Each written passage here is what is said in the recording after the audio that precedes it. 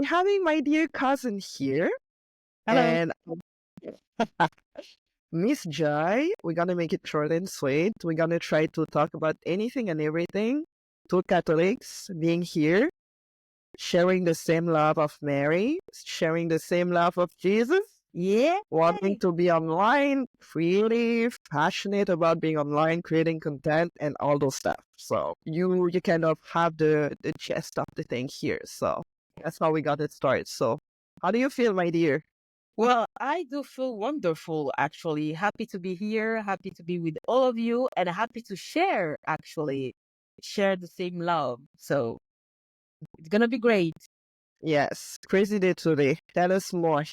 Well, it was difficult to be here today. I think the enemy didn't want me here. Pretty difficult. But we overcome and we just stick to the commitment, actually. It's all about the commitment. Even when you don't see it, you just can feel it. And you need to lean on what you feel, actually.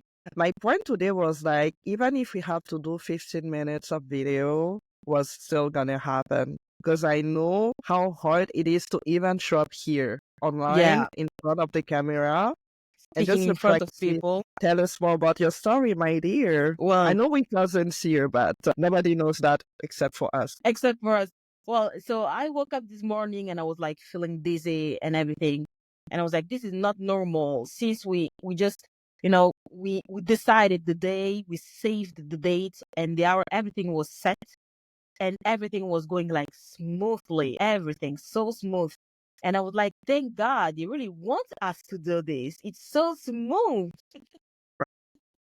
And I was so happy. So I wake up feeling a little bit dizzy, not really well. And I'm like, okay, this is not normal. Actually, where does it come from? So I just decide to go out and just buy something. And in my way out, I just meet this guy, like a random guy, but chill guy. Like the kind of person you're like, you will talk to that person, actually. So he asked me for directions and he tells me that he's not from the city and everything and everything. So I just speak to him and I give him directions. Jesus talks about charity. So we need to be charitable. So I give direction. And meanwhile, in the same time, he has a friend of his that comes behind me and just takes my purse. And I feel like a pressure.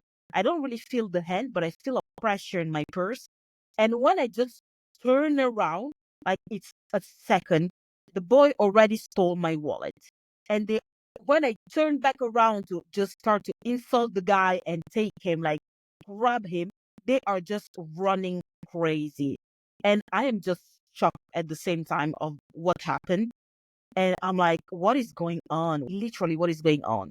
So thankfully, I didn't have my credit card, my phone, and everything there. Everything was in my hand. I just had my ID card, but I don't want people stealing my identity and just roaming around this world.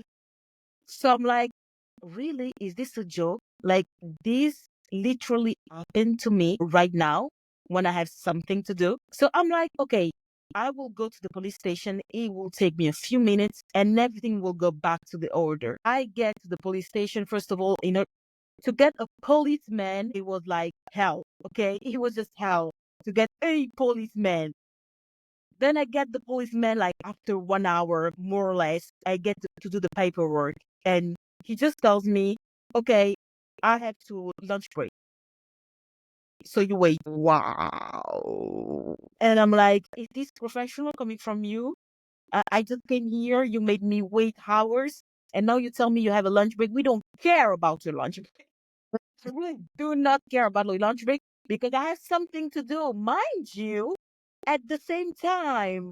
So can you let me go? And he's like, I'm a lunch break. So you have to wait here. Also, you will have to come back next year and you will need to just schedule it before. And I'm like, no, I don't have this kind of time. We're not literally doing that. So I stay there and I expect him after lunch break, just finish the paperwork and me go home. I finish the paperwork and the guy says, okay, now you have to take the paper and you have to go to the mayor and you have to go to his assistant or I don't know what he told me. And he says, and you need to get this paper to that woman and she will make you do another kind of paper So the state will know that your ID. And I'm like, could you have told me that before the lunch break? So I would have gone there maybe. And I'm looking at the clock and I'm stressing. I'm literally stressing. I get there and there's the lady watching me and she looks at me and she's like, now you have to schedule. And I'm like, girl, today is not the day. Today is not the day. I want to show you my Jesus side, but you're going to meet the Judas one. So today is not the day. Please do not play with me. And she's like, you have to schedule it. And I get mad immediately because I'm just at this point. And Yeah. I tell her I won't leave there until she gives me the paper.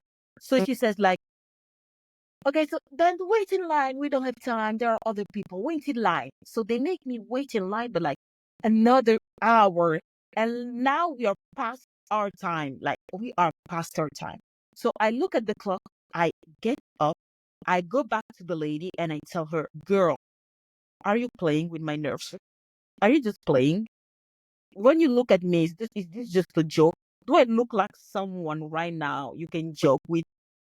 I am I am actually mad and I'm trying my best. The Holy Spirit is actually fighting with me inside to just keep me from throwing hands. The Holy Spirit fighting for his life too. Okay?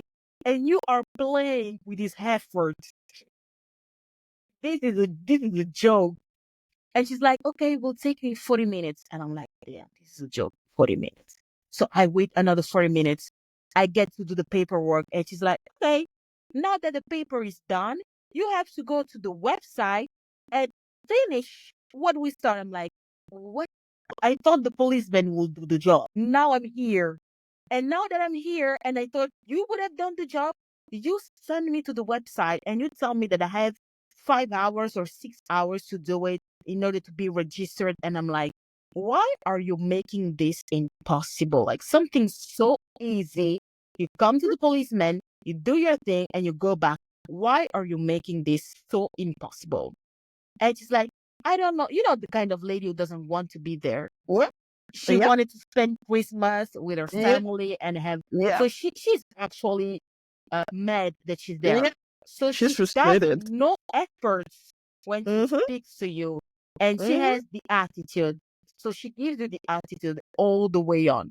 So I was like, either I actually fight this woman today, or I better get out of here and try to have this little bit of holiness in me that is there. We're looking at it, but it's still there, and just go away because I'm gonna fight her. So I go back home, mad. And going back home, I receive a phone call. Oh, I didn't told you that. I receive a phone call. My brother, Joy, I just came. I forgot my keys, and I have a spare of his keys. So it's like, I forgot my keys. I just came home, and I need you to help me open my house. And I'm like, What is what? No. of all the days, the clock is running, and I have to like run the city to the opposite The side other side. to just Give the open your keys to damn door. yeah. Just call the policeman, okay, and do the same paperwork, please, for your lost keys.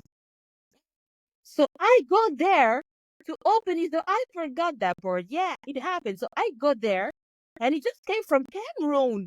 So he didn't tell me that he traveled back. Because why don't you tell me? Why don't you tell me that you are coming? And he was like, I thought I had my keys and I would have told you later. So now I'm telling you that. And I'm like, didn't you like expect this kind of things? What is wrong with you? So I go there, I help him and everything with the luggages. And I tell him, I need to go. And I tell him I need to get on the phone with you because he knows who you are right now. He heard all of it today. He heard all of it. So he knows everything. And I tell him I have to go. And it's like, please, I need help. I just came and my bank account. I don't understand what he's telling me. His car, there's a problem. So I need to do the shopping, the grocery shopping for him. Because since I travel tomorrow, he will stay without a week of food. I'm like, why don't you plan this thing? Why don't you have money, liquid money? Why don't you? So I have to stay there and grocery shop with him online.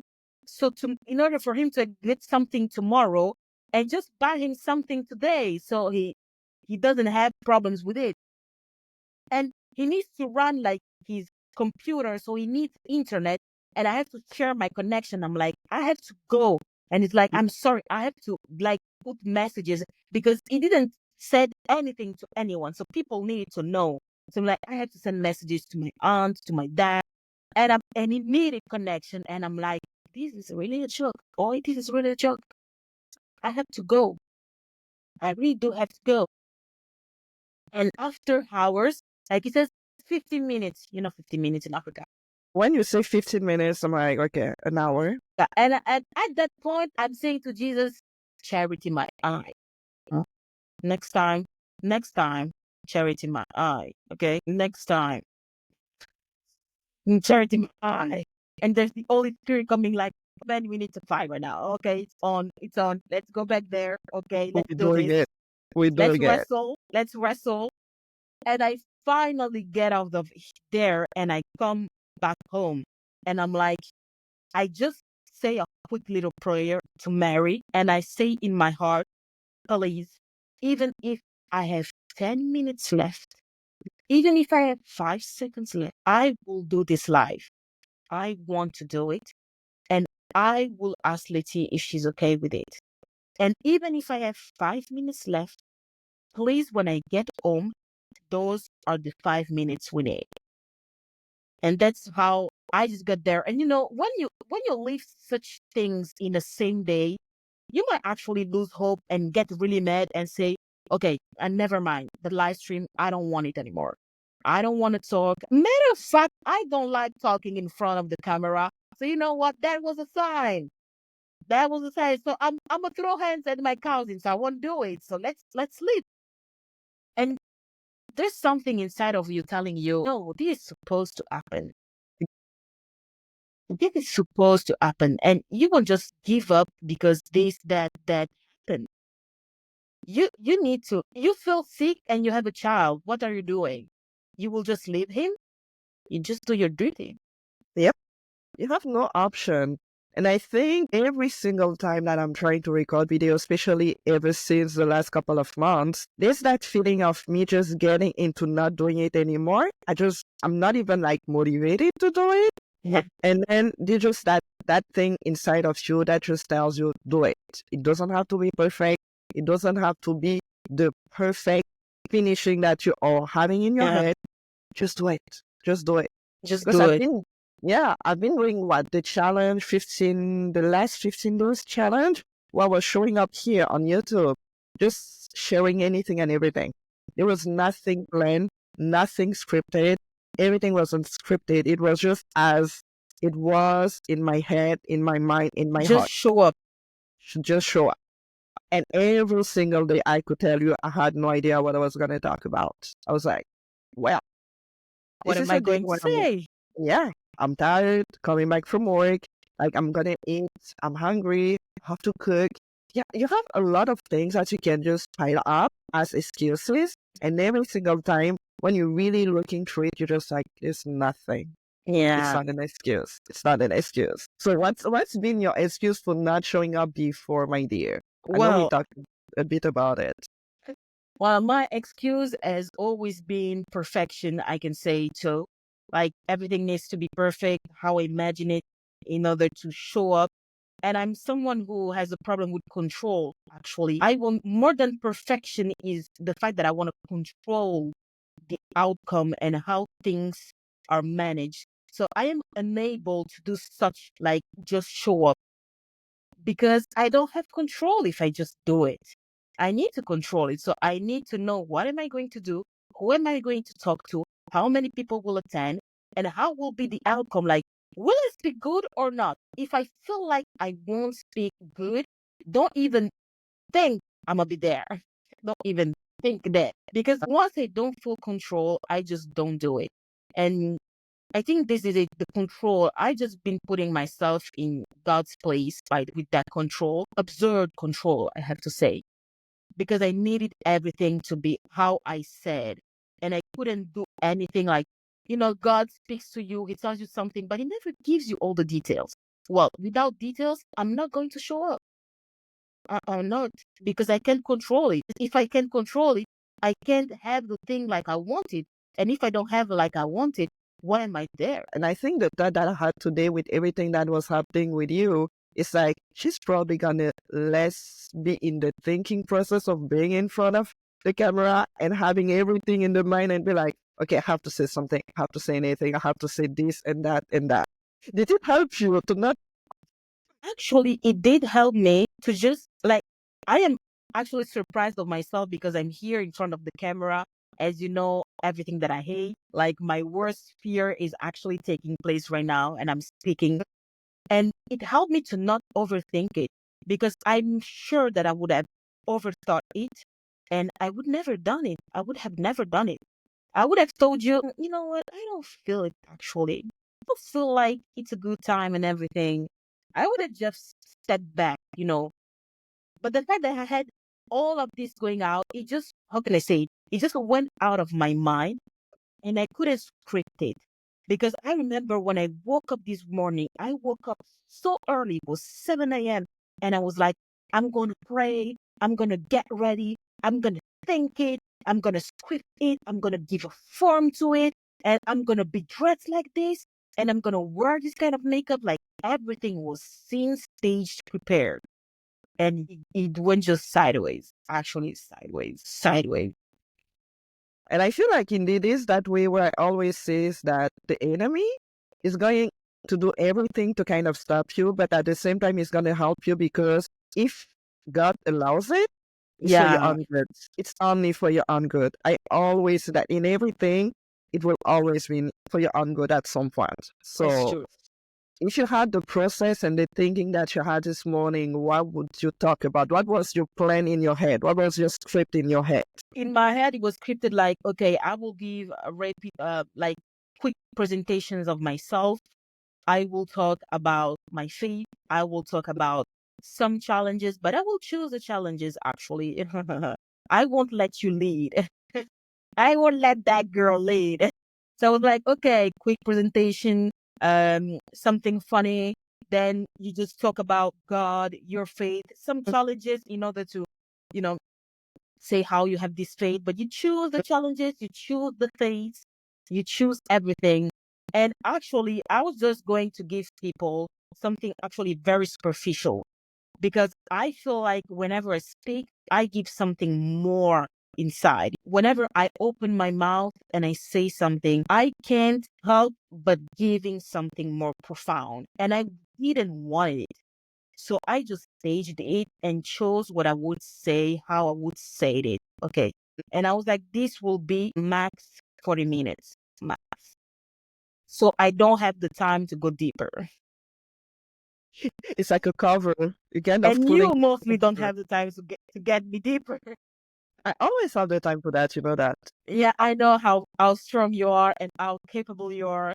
That's why I need to script my things with you. And usually I'm just like that. The script is gonna be destroyed, but that's fine. I never understood how when it is about you, things will always go sideways. Like you will say something, you will say it, like you just see it, you just sense it beforehand. So I will tell you something, people will tell you something, and you're like, hey, what happened like that actually? And people are like, what are you saying? Oh, come on, Letty, go to sleep. You always talk that much. Go to sleep. We don't need it. Vibes. Go away with it. And we're like, how the girl says, I'm gonna see for myself.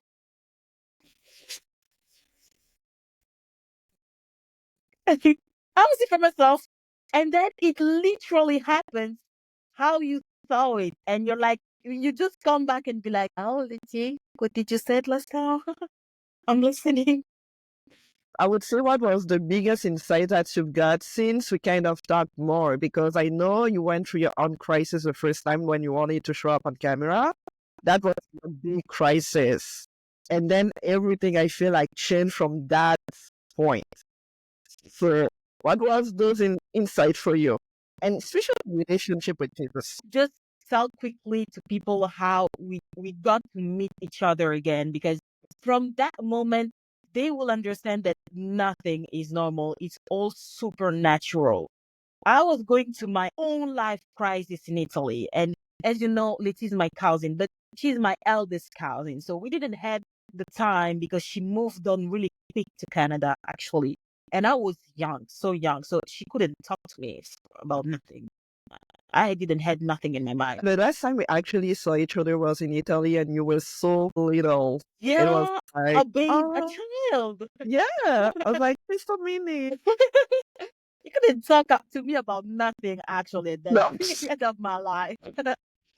Well, winter Italian food. That's a start. That's what it actually. That's it. That's it. So like we didn't saw each other like for a No. long time, and we didn't had the time actually to connect. As you said, we had an age gap, so we didn't have time to connect. She saw me. I was so younger, and she was young too actually. So what could you couldn't say these things. And I just one day I'm just going through my mid crisis. It's COVID. My uni has shut down. I don't know what I'm going to do in my life. I'm actually finding myself for a long time in my life alone in the house, not knowing what to do, who I am actually at this time. And you never have to ask questions to yourself when you have just life going on. But when it stops, you're like, oh damn, this is crazy. I never had the chance to meet me, and I don't want to meet it. So I was just thinking about a business and everything, and it was taking a lot of place, this business. It was getting bigger and bigger, and it wasn't even my role. I would just wanted to make money, but quietly, silently. And I had to advertise, to make ads, to show people my face and everything. I was like, oh, whoa, whoa, whoa, whoa, whoa, whoa. Oh, heck no. Oh, God, no. I just want my money. No, girl. I was like, this is not funny. I'm not doing that. I'm a thing for myself. And people were just, my coaches were telling me it will be impossible for you to do normal business. And with everything that you have as projects, you can't do it without putting yourself out there and show yourself even one day. And I'm like, I'm praying to God. I'm like, I will do this 7 days prayer, and I will fast, and I will ask him for Aaron. I was like, God, take me as Moses. I don't want to speak. I don't know how to speak. I am not capable. Bring me my Aaron. Let him have the spotlight. And I'm just eating one day. Guys, when I tell you I didn't saw her for like, I couldn't even remember Lizzie's name. This is not even, I'm not even inventing it. I couldn't even imagine her. I'm sitting and I just have your name. And I was talking with your brother at the time. So I just have your name. And something just gives me your name and tells me, go and contact her. And I'm like, what am I going to say to this girl? She'll think that I'm crazy, like literally crazy. She'll be like, who are you? What are you talking about? What is this? God gave you a message? Are you crazy? Do you hear voices? You need to talk about it. I, I have a psychology degree, so you can talk about it, but we are going to get somewhere else after that. Not in church, hospital. I mean, I would question things, but I'm fine. It's okay. It's fine. So I just get to meet her, and that's when everything will shift. Guys, I'm talking about right now, Three, it's like 4 years. 4 years back. Yeah, because Four it years back. was before the COVID. Yeah, 4 to to 5 years back, maybe. 5 years actually, because Five. 2 years before the COVID. Yes, we had the two, okay, confinements. Yes, 5 years back. So this is 5 year back. And we get to talk and everything. And you just come in the good moment of my life, because I just tell her, I want to make money. I don't want to talk. I don't want to be on camera. I just don't want to do nothing of it. I don't know who I am. I have life crisis. I have identity crisis. I panic. I don't want none of it. And I just remember Letty listening to me. Guys, this is when her weapons is horrible. She just listens to you. When she listens, know that whatever will come, will come. She just listens and she says nothing. And at the end, she says, okay, if you want to do like it, if you want to have money and everything, but I don't feel it's about money. You shouldn't focus about money. And I just got mad at the first time because I'm like, it's all about money, girl. What are you telling me? And she's like, and should I see you speaking? I think you will speak. I think you're just fighting it. Why are you fighting?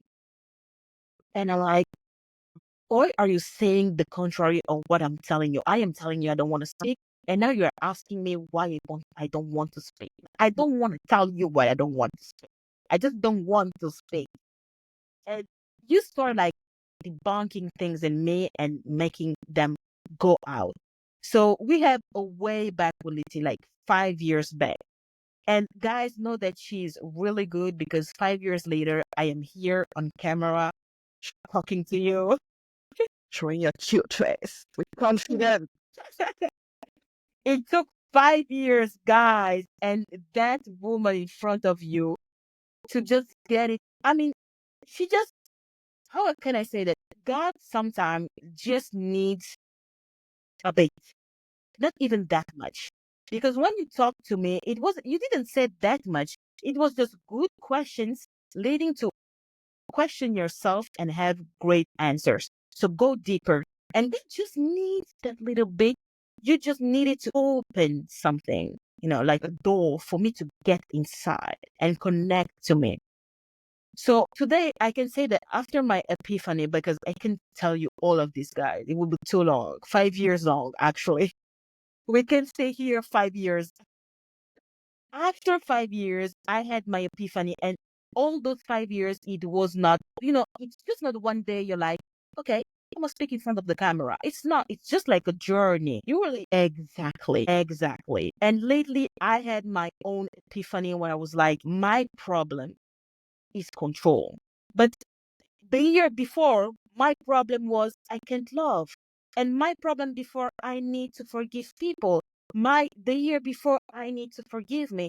It's every time there is something that unlocks. And when you unlock it, you unlock something else. You unlock something else. And one day you will get to the point where you're supposed to be when you let God do it. And you just let go, both of it. You just surrender and trust the process, as we say. So I am here because I've trusted the process. I've listened to me and I've listened to God. And I am here because I've learned to do it. And I'm still learning, actually. And I know it's not easy, really, people. Sometimes we think that people will have like an epiphany. They will start talking on YouTube. They will have so many followers and people love them and they are celebrities, and it's happening overnight. With God, it's always a process. Always. There is a journey. Yeah. I always say to people, I think the first time when I was talking to you, I think it was so clear in my mind, a lot of stuff that you couldn't see, but it was too clear because you were talking a lot about the money, but I was like, it's a distraction. It's not what you want. It was so clear. I was like, the money is going to be here and then it's going to go, and it's going to be here and then it's going to go. But it's not that. It's not about that for you. And then you kept fighting it. And I think even for me, when you came at me, there was that sense where I was like, I don't know what to do. Like, I'm editing videos. I'm doing the creative design thing. I'm all about the videos. I'm a geek. I'm about camera gear. That's me. I love it. But also, yeah, when we talk about coaching, yes, I had it in mind, but I'm like, Yeah. I'm not a coach yet. exactly. Like the same way where you were into I'm not ready to go on camera, I was like, I'm not ready to be like the full coach. Like, what is this? Like, maybe I What need do I to have learn to more. bring? Yeah. Exactly. I need to know more. I need to learn more. I think we have that same problem. I don't know if it runs in the family. Yeah, That I think feeling of so. just getting into the freaking control of every single detail Literally. of thing. It was that point where I was like, she came at me and she literally was telling me God's like my name. And I was like, I know she's not crazy. And I was all into even me trusting it. I was like, is it a distraction or is it really something that you want to tell me, God? Like, what is this? And I had this questioning for myself. I was like, what is it that I need to do? Where do I, like, I want to go deeper. I don't know where, I don't know how, but I want to go deeper. What is the direction I just want? Yeah. And it was all confusing. You came at me, I was like, okay, but it's not that. And then from the moment we started working together, everything shifted for me as well because it was all about the camera gear, the creative design, and then I was like, I just want to speak. I just want Exactly. to listen to people. I just Exactly. want to speak. It was so clear at that point. But again, I was like, but I love the creative design. I love the camera. I still love it. I still love it. But it was like, no, no, no, no, no, no. I want to speak.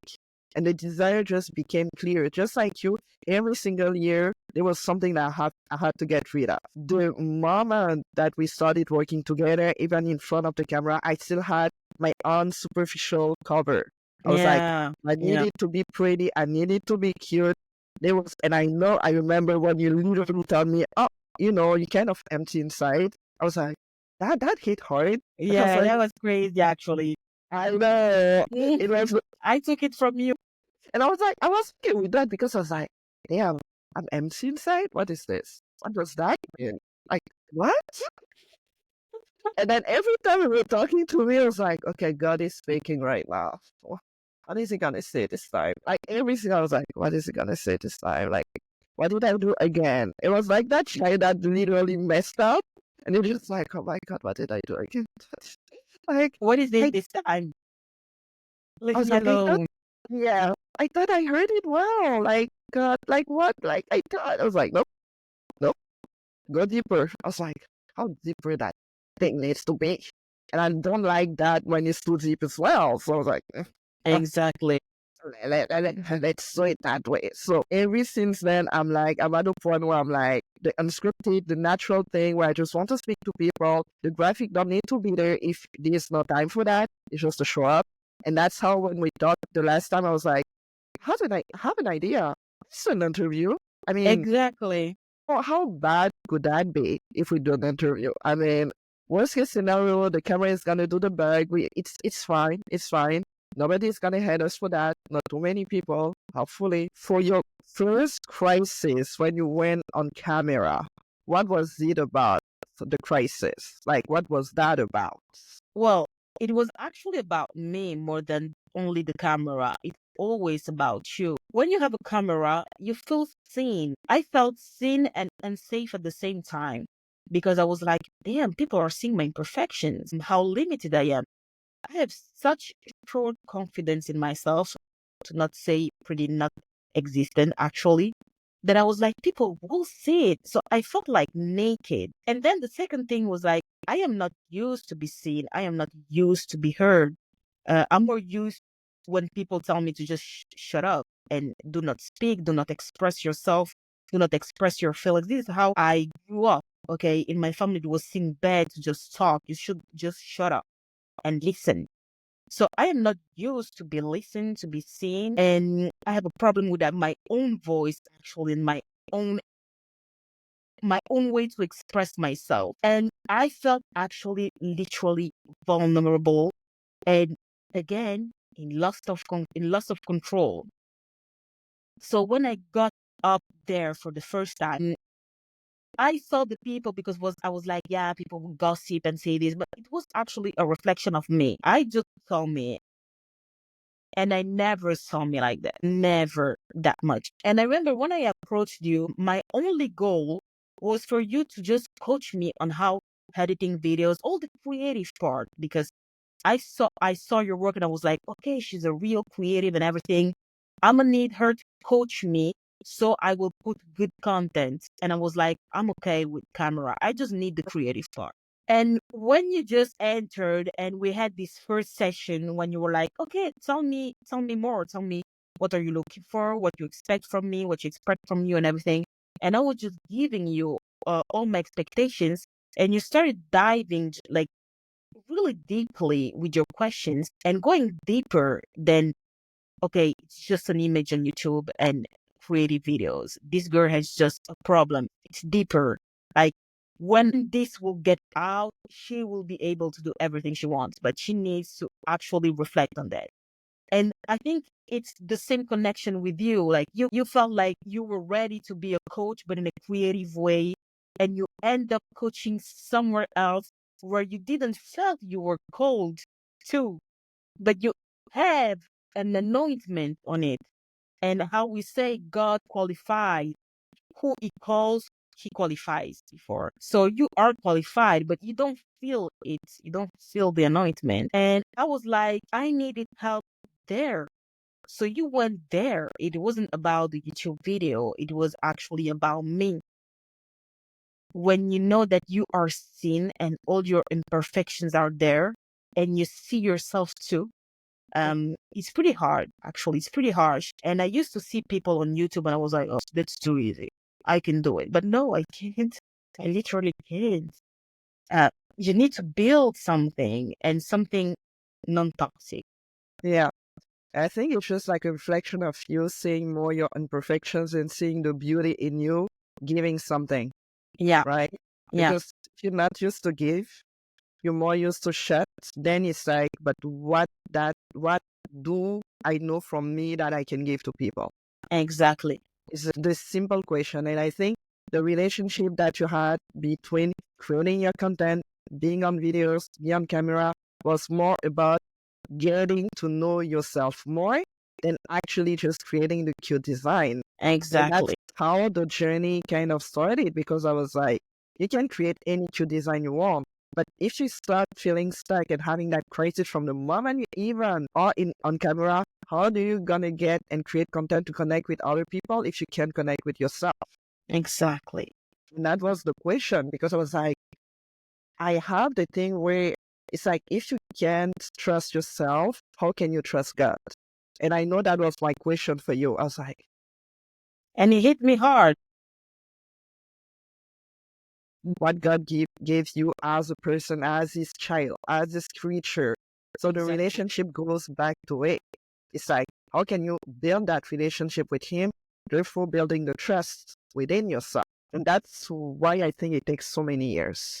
Yes, and I think, the healing process, as we say, it's always the most difficult part. It's actually, I think it's worse than getting broken, in the way that when you have a problem inside of you, maybe you will have to go to the block, and they will have to open your heart in order to just get something out of it. And you will have months, maybe years to recover. And sometimes it's just worse, something that getting worse than getting broken. And I never thought that I needed to be healed with my voice and everything inside of me. So when you know that something is wrong, but you don't want to get healed in a certain way because you feel like the process will be more painful than when you got broken, you're like, I don't have a problem. It's like, it's a projection. I'm not the problem. You're looking at the wrong person out there. Yeah, no, we're not doing it. Exactly. And I just remember these days I've got to think a lot. Maybe before this, I've got to talk a lot, think a lot about this moment, this interview. And I was like, okay, Joy, but how do you want to be healed with your voice if you don't speak? Because you wait for God to heal you with your problem of speaking and being in front of people and just talking. Okay, so you don't want to talk. You don't want to be in front of people. You don't want to do nothing. You just want to be hidden, but you want him to heal you. How? But if you don't show the need to the doctor, the need that caused you problem, how do you want him to heal you? And I was like, damn, it's painful because I need to talk in order to be healed. And I was like, yep, that's why I don't like you, Jesus, because every damn time you never make it easy. No, it's like the more you're looking at wanting something and you're just like, Jesus, I want to be that person. It's like, It's gonna be like you have to go through the fire. And Yeah. that's the beautiful thing about, I feel like, the concept of suffering here. That Yeah. as Catholics that we are, it's almost a joy to be in that suffering process, because you're just getting better and better at becoming like Jesus. You're getting through the fire of the sanctification to Yeah. get to that point. And I always say, it's like, it's not about the videos. It's about your own sanctification here. The fire Exactly. that you're bringing that to other people, and you as well at the same time. Can It's be a joy. true. And Can be. actually, um, also Mary, the mother of Jesus. Let me get there, because I want people to know that that woman, okay? I'm laughing because I'm a little bit traumatized. I have mixed feelings with her. Love, admiration, and fear at the same time. Like an African mother. Like, you just like, I love you, but I'm afraid to. It's mixed feelings. And I just remember, like, for the 4 years, it was me and Jesus, like me and Jesus all the way up. But it was like, talk to my mother, talk to my mother. I was like, I don't need it. I don't need it. Come on. Come on. We're having a great time, you and me, right now. Why you bring that woman? I don't need it. Come on. Why? Why? We don't need it. Okay? We don't need your mom to look over us. It's okay. So he was like, go talk to my mom. She loves it. I was like, I don't need it. I don't believe in all those things. You and me, we're doing just fine. Just fine. And I went this summer, and I went to work in a French city. And I don't know why the 15th of August is her celebration. So I went to mass, and I was like enjoying my mass and everything with Jesus. I was like, we're good together. We're good together.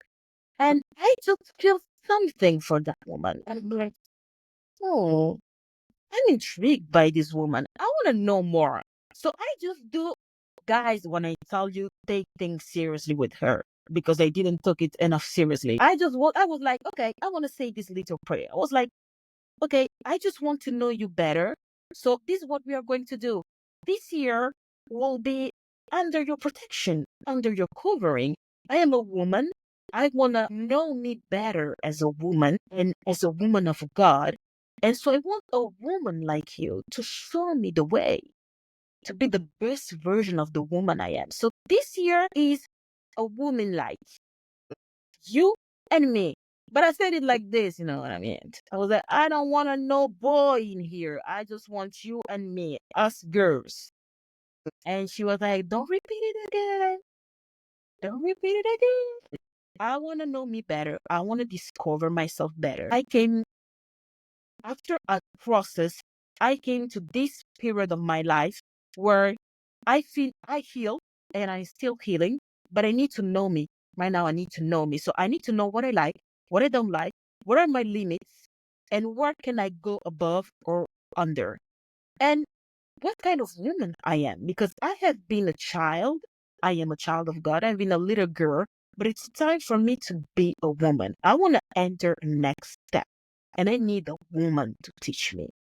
Amen.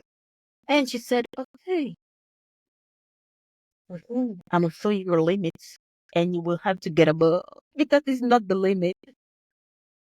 So that when I tell you that that woman did right on quickly, the first thing she did was actually send me every kind of cross in my way. My phone dies, my computer dies, everything, all the most important things in my life die. I need to start over. I had money set aside for other things. I had to spend those money to just bring back my phone, bring back my computer. Another thing, like, girl, it was hell.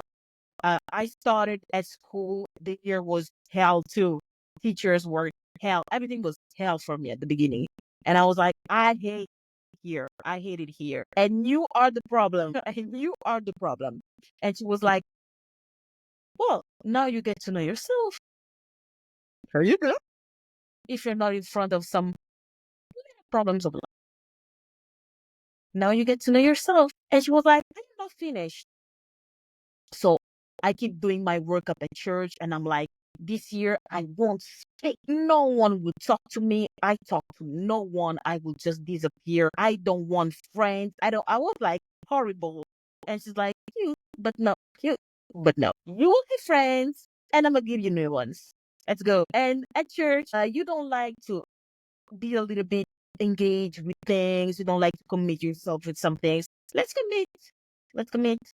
Let's commit, because you will know yourself better. So commit. Mhm. And I know you don't like when you don't know things and you are not in Yep. control. So I Uh, will put you in a position where you will lose control and you will have to leave it. So I am evolving with church, and I meet the scouts, and they are looking for a new chief. And I did it the year beforehand. The year before, I did it with a friend, and I was just helping her. And I actually enjoyed myself, but I never saw myself in there. I was like, okay, that has been good, but I don't need it. And I am not qualified for all of this. I never did it since I was a young child. So just forget about me. And it's when Mary comes in, she's like, okay, the scouts, do you remember? You're going to be chief. And I'm like, I am not, because I don't know these people. I don't have the culture and everything about it. Me, I never had responsibilities in my life. I was never put in a position where I have to lead. I can't even do it. I'm not sure I can do it. I don't have the capacity. I don't have the knowledge. I am just a good smile, pretty girl with a good smile. That's it. Literally, that's it. I'm gonna get my weight out of here. And I was like, I can't do it. And she was like, well, you decide. So they asked me, and I'm like, damn, this is actually difficult, because if I go there, I will lose control, but I will get to know me. And if I don't go there, I keep control, but I don't know me. So I was like, let's be crazy like that woman. Let's roll with it. And I said yes. And that's really beautiful, because when God calls you somewhere, I talked to the chief that was just passing the hand, and she told me that they have been praying and fasting and asking for God to send a chief, because they were hopeless. They couldn't find someone. And she said, we prayed for you. I met people this year. When I gave them my name, they were like, you're the girl we prayed for, the new chief. We prayed for you. what? And these people are my friends today. And they were like, oh, but I know you. You're the new chief. We prayed for you. And I was like, damn, God is really doing it. And I'm like, yep, that's me. 0 years of experience. That's me. Funny because you have that vibe where you are really feeling assertive in whatever you're gonna state. You know what I mean? Like you have that energy when you Yeah. are in front of the camera, but it's always that facet. Like we know we have it, it's still the facet. It's still the let me just say the right thing here. Let me say. And then when it comes to the responsibility of being a woman, the feminine part is all about the surrendering, but it's all about the beautiful strength than Mary has, because the yes of Mary, and I always go back at it, the yes of Mary was not on surrendering, but I'm taking the responsibility too. Yes, I'm taking the risk, Yeah, actually. yeah, and being aware of everything that was going to happen next. Even And my own husband could just not divorce me, but just tell to all the people in the village, I got pregnant, and it's yeah, not his. yep, It's a risk. yep, yep. And the womanhood in that is like, I'm saying yes, I love God so much. I'm just going to say yes. And the feminine part is like, I'm surrendering. The beautiful part is that. And I think for you, it was literally the journey of getting to know yourself to the point of getting to know yourself as a woman. The missing part, I guess, for people that just are not necessarily familiar with Mary, is like she's just a woman. And I Exactly. always think She's that, just a girl. yeah, she got pregnant with this son of God, but that's fine. That's Like fine. That's it's, normal. it's not that big of a deal. And at the same time, I'm like, when we look at today and we talk about that all the time, it's like when you see the role model of today, try to just think about just one person that you can look up to, the way that you can look up at Mary. It's harder and harder. It's harder, especially when you're a woman. We don't teach women to actually get to spend time with them before and with God firsthand, and then with someone else. Today I think the Catholic Church and families mostly to have the same speech. Girls get married, and the sooner the better. And it's not about marriage, actually. First of all, for a woman, it's not, you do not look for a guy looks for you. When God created Adam, he said, it's not good for you to be alone, so I will give you company. He didn't create it Eve, you need company. That's the contrary. And then there is this word that says, the man will leave his family, the house, and will create something with the woman. So the guy gives you the proposal. The guy has the project of getting married. But you as a woman receive it and multiply it. But your job and his job too is to get to know each other, first of all, and build a relationship with your God. And as a woman, it's not always easy, but it's really important to know who you are, know where you are and where you want to go, because marriage is not the only thing. But it's not the goal. You are not saint because you got married. I want to say to the Catholic girls and all the Christian girlies and all the girls around here, if you are married and before 25 years old, this doesn't make you saint. You are not the best Catholic here. It's not about marriage. It's actually about building a relationship with God. Even in your marriage, and marriage helps you to do so, but it's not in order to do so. It's a path in your life. It's not the life. It's not what God will remember. He will remember the relationship. So, and I'm not even saying girls who got married, it's bad. I'm not even saying that. Get married. If you, as Paul said, those who want to get married, go and get married. Those who don't want to get married, don't get married.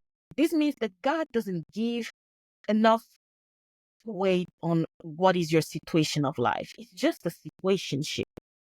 Do you choose to be married? Okay. You don't want to be married and consecrate your life to the church? Okay. Whatever you choose is just a choice of life, but it's not the goal. It's not the goal. But it is supposed to lead you better to the goal, actually. That's why discernment is important. So, girlies, do not rush marriage. And marriage is not the only option. Do not be afraid that is not the only option. And boys will propose to you because it's normal, and the guy will give you the projects of being married. The project is his, actually. And the man finds a woman. It's not the woman who finds the man. The man finds a woman. Even if today we have princesses. What makes it hard for women nowadays to kind of embrace that reality is that we've been so conditioned and brainwashed into the idea of saying that we are the same as men.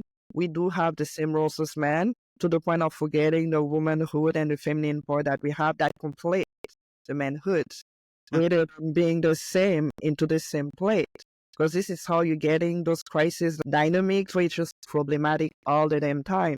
And on the other hand, you get into the Catholic Church dynamic where we see beautiful marriages happening, and then you start idolizing, I would even say, because we get into the idolatry of the marriage. Because I know we talk a lot about idolatry with everything into Mary, staged sons, and everything, but the idolatry itself is just to put so much emphasis and accent into things that matter to the point of forgetting God. Exactly. You replace them with God. You place the money higher and more much more important Exactly. than God. Even your husband can take Yes, God's place in yes, idolatry. yes. The marriage can take that place too, Mm. to the point of being like, Children, can take the place too. So it's the priority here where I love the Catholic Church, where the same duty is really for somebody that is celibate, the same way as somebody who's married. It's the same respect. It's the same duty. It's like you're giving your life to Christ into whatever path you're choosing because He's trusting you.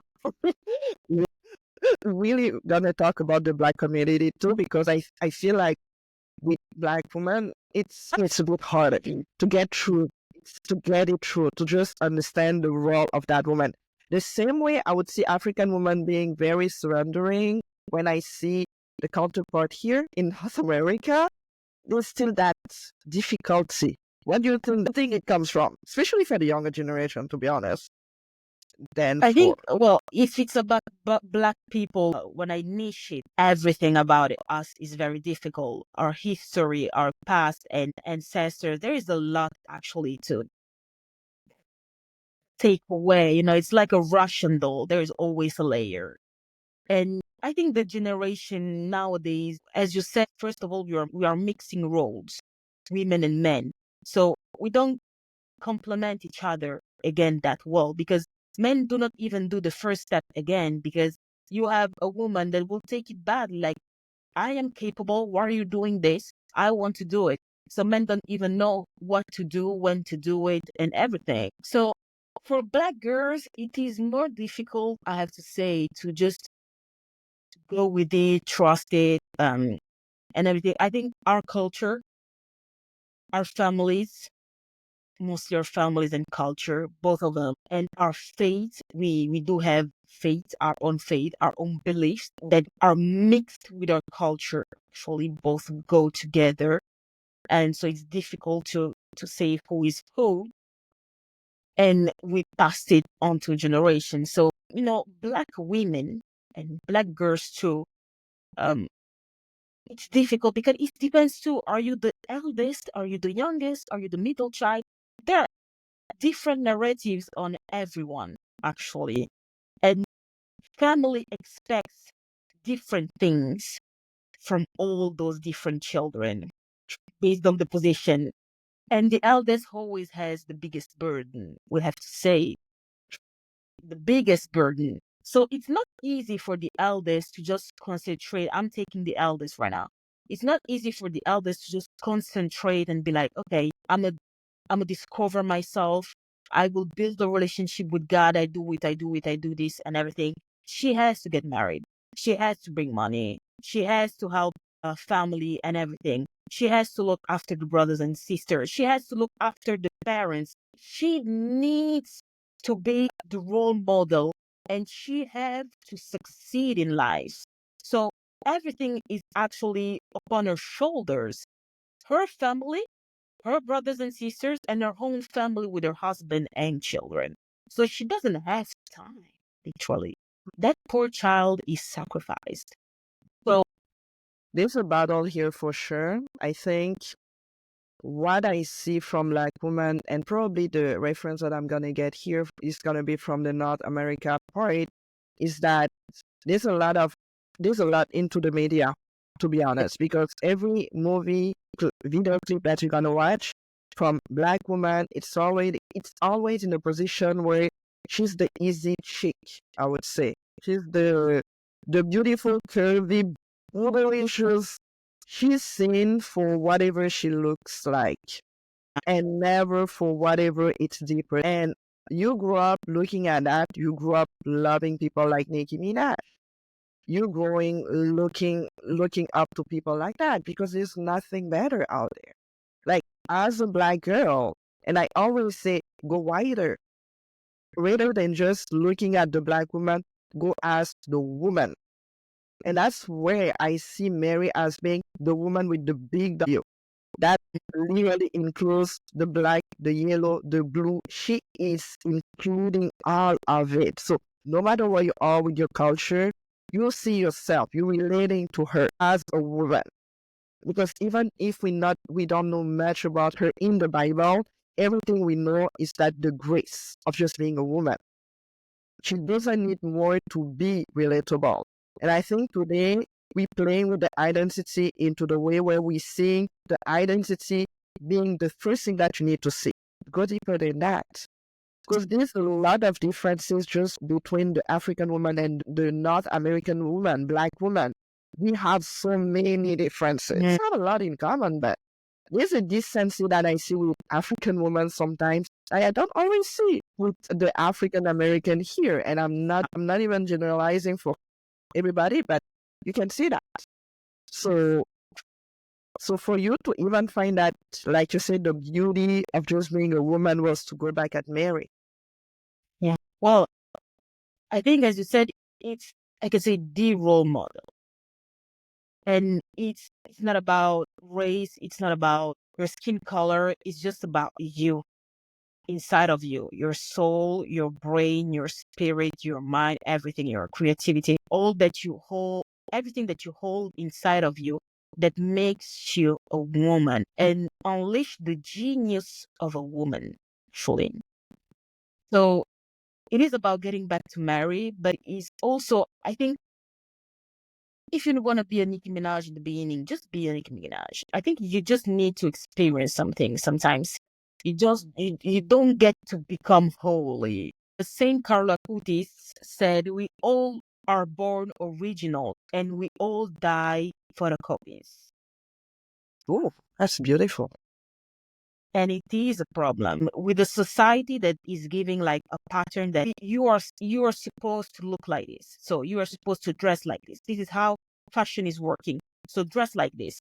This is actually good. Buy this kind of eyewear and everything. I don't know, like dress like this. Have this kind of hairstyle. Have this. Have that. So we just all look like, actually.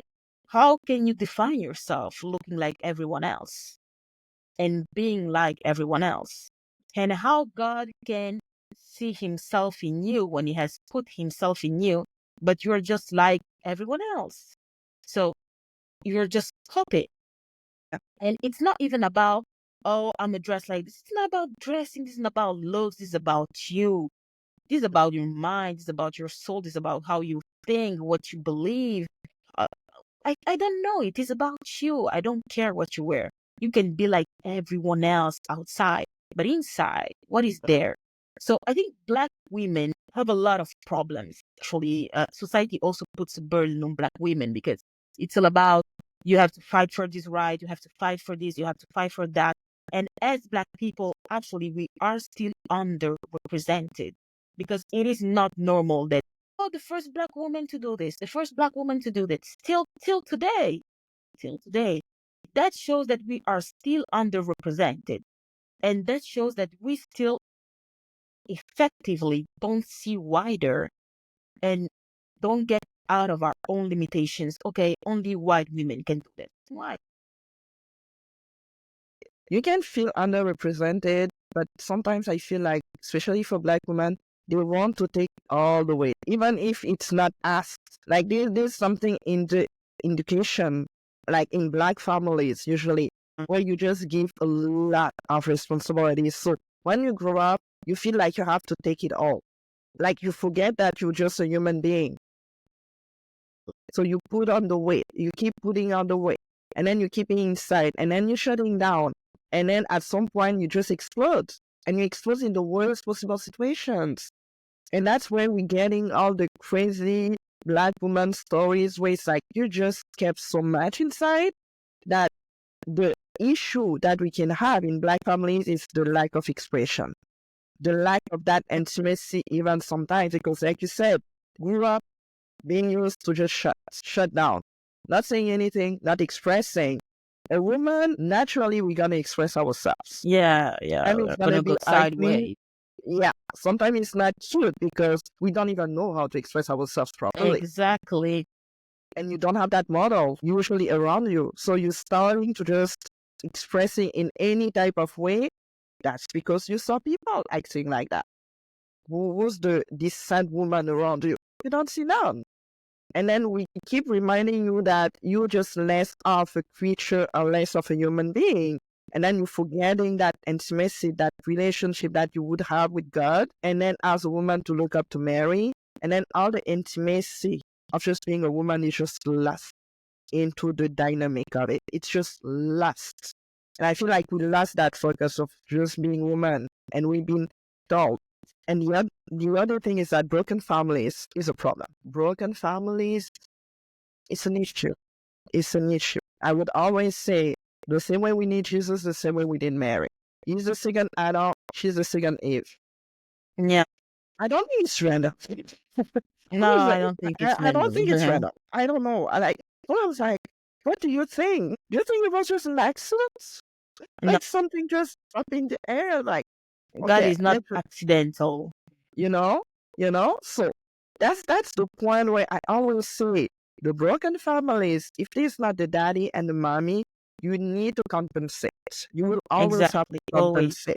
That's how you take on the weight. And now my question would be, how do you get to integrate you being on social media, being a woman, and then be relatable just like Mary was?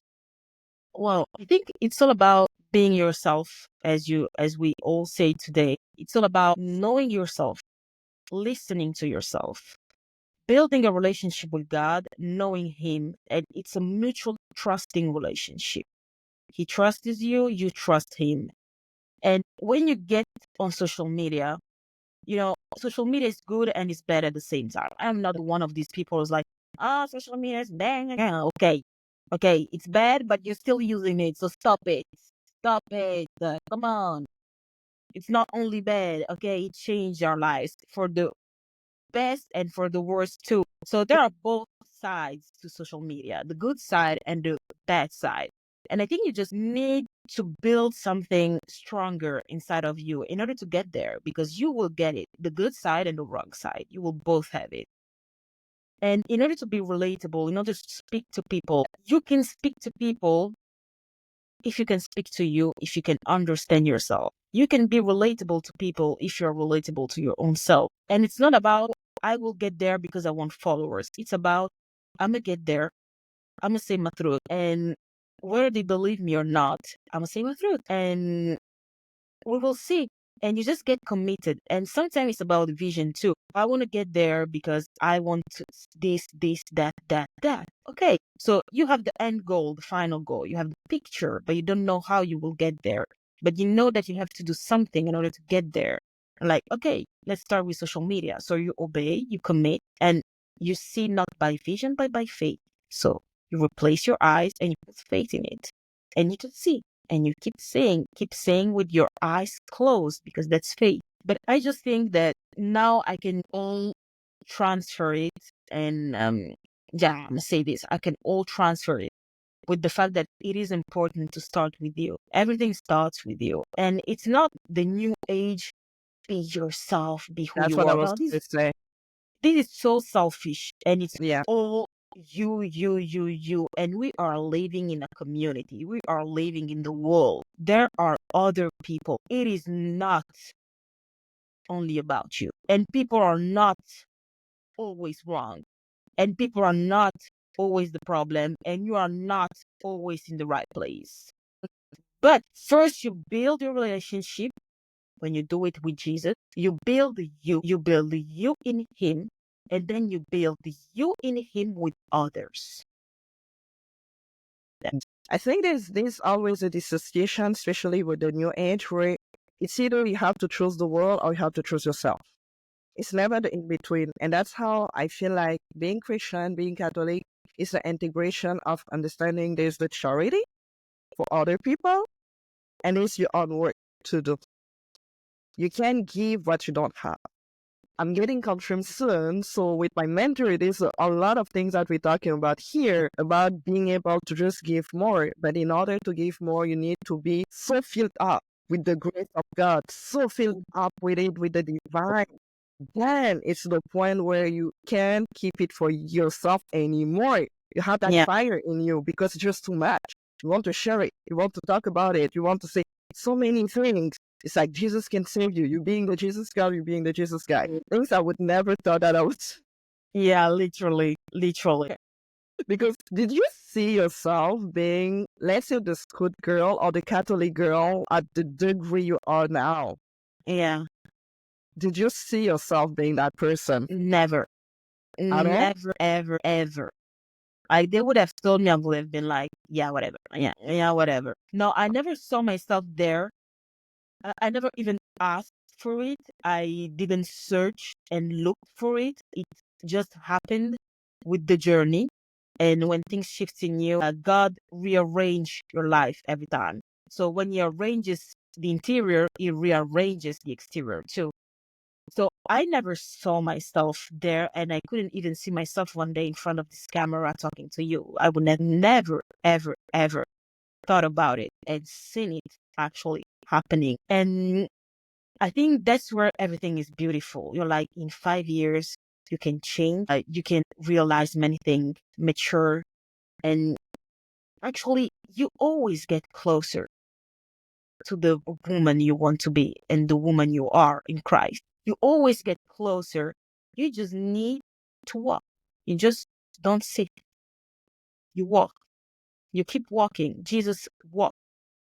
You walk. And that's it. And I think in the sense that for me, it's beautiful now to understand that I can surrender. It's beautiful. The idea of letting the control, it's more beautiful. The idea of it is beautiful because I trust the highest of them all. Because He will do whatever, anything that I can do, He will do it. And it's the fact where you just know that you're never He's a alone. perfect gentleman, He's actually. a perfect gentleman. And at the same time, he can be really hard on you. That's going to be hard. And that's when the Father comes. Yeah. The Father will always come there to the fact that, yes, you messed up. Yep. But I still love you and I want better for you. So this is what I suggest. This is what I propose. Exactly. And that's where the grace keeps coming. And I would even say that even in your faith journey, let's say when you were in Italy, because there's that part where you were in Italy and then you moved to France. That was another episode. That's just a total episode by itself. That for sure. But did you feel like your faith grew even much more when you moved to France, where you literally had to face responsibilities?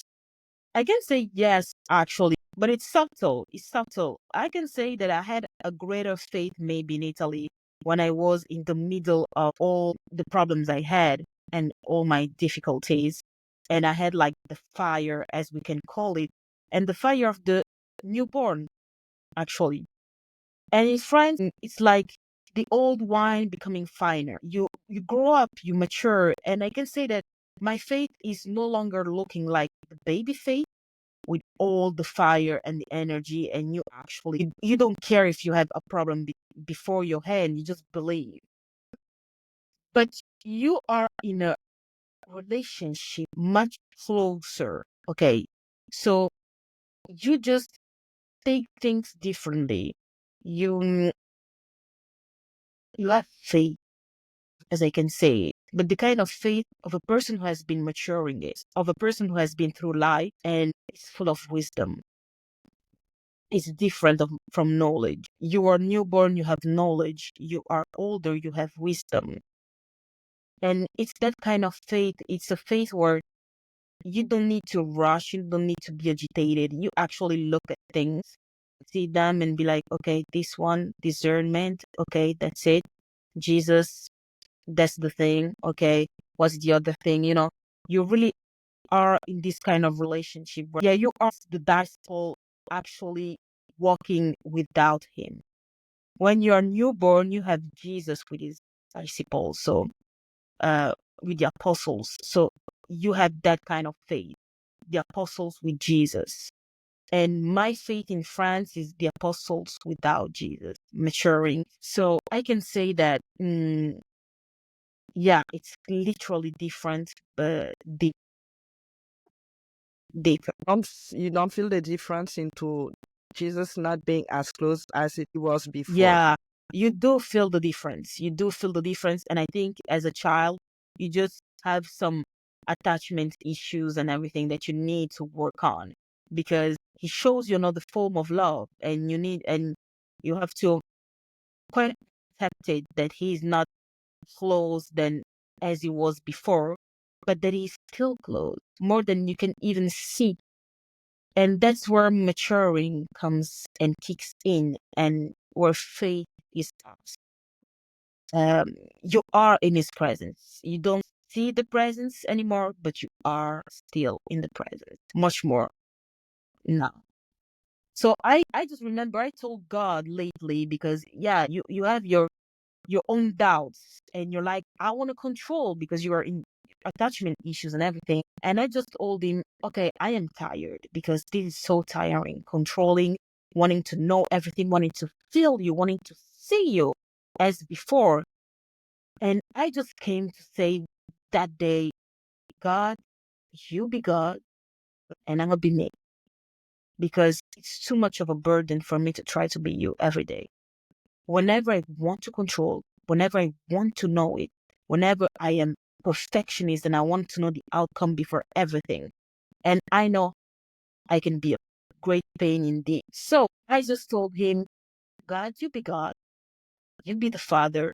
You be the husband. You be the brother. You be everything. And I'm going to be me. I'm going to be servant and the child. And I'm going to be me. And you created me to be me, not to be you. And even if you call me to be perfect, like my Father whom is in heaven, to be perfect, you are not telling me be me. Be perfect as you in me. And this is maturing. God, you be God. I'm going to be me. And I'm trust. Yeah, I think it's a relationship between the creature and the creator. Yeah, and as Catholic, we have a problem with love. I'm talking to Catholics. We say God is love, God loves you, but there is always guilt. Whenever you do something, you are deprived of the love. As Catholics, we have this big problem, because how that same Christ who is love, whenever I do a little bit of sin, damn, dang it, can't repent from it. And I'm like, this is where us Catholics, with the Catholic guilt, we just live with the guilt, with the burden.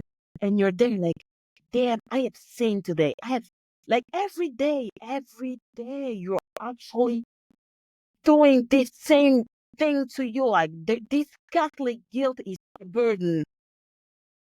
It's deep, and you can't feel God's love. And you feel like that is the thing with Catholic guilt. God loves you, but He will love you better if you don't sin. So every day you need to do that, and don't sin. But that's not true. Because if I have a child, that child will do some things that I won't be okay with. But will I stop loving it? No, never. Never. I will love my child no matter what. And I don't need my child to be perfect for me to love the child. I created that baby. That is my child. I don't need that baby to do nothing. Actually, nothing. That baby just exists, and I love him or her unconditionally.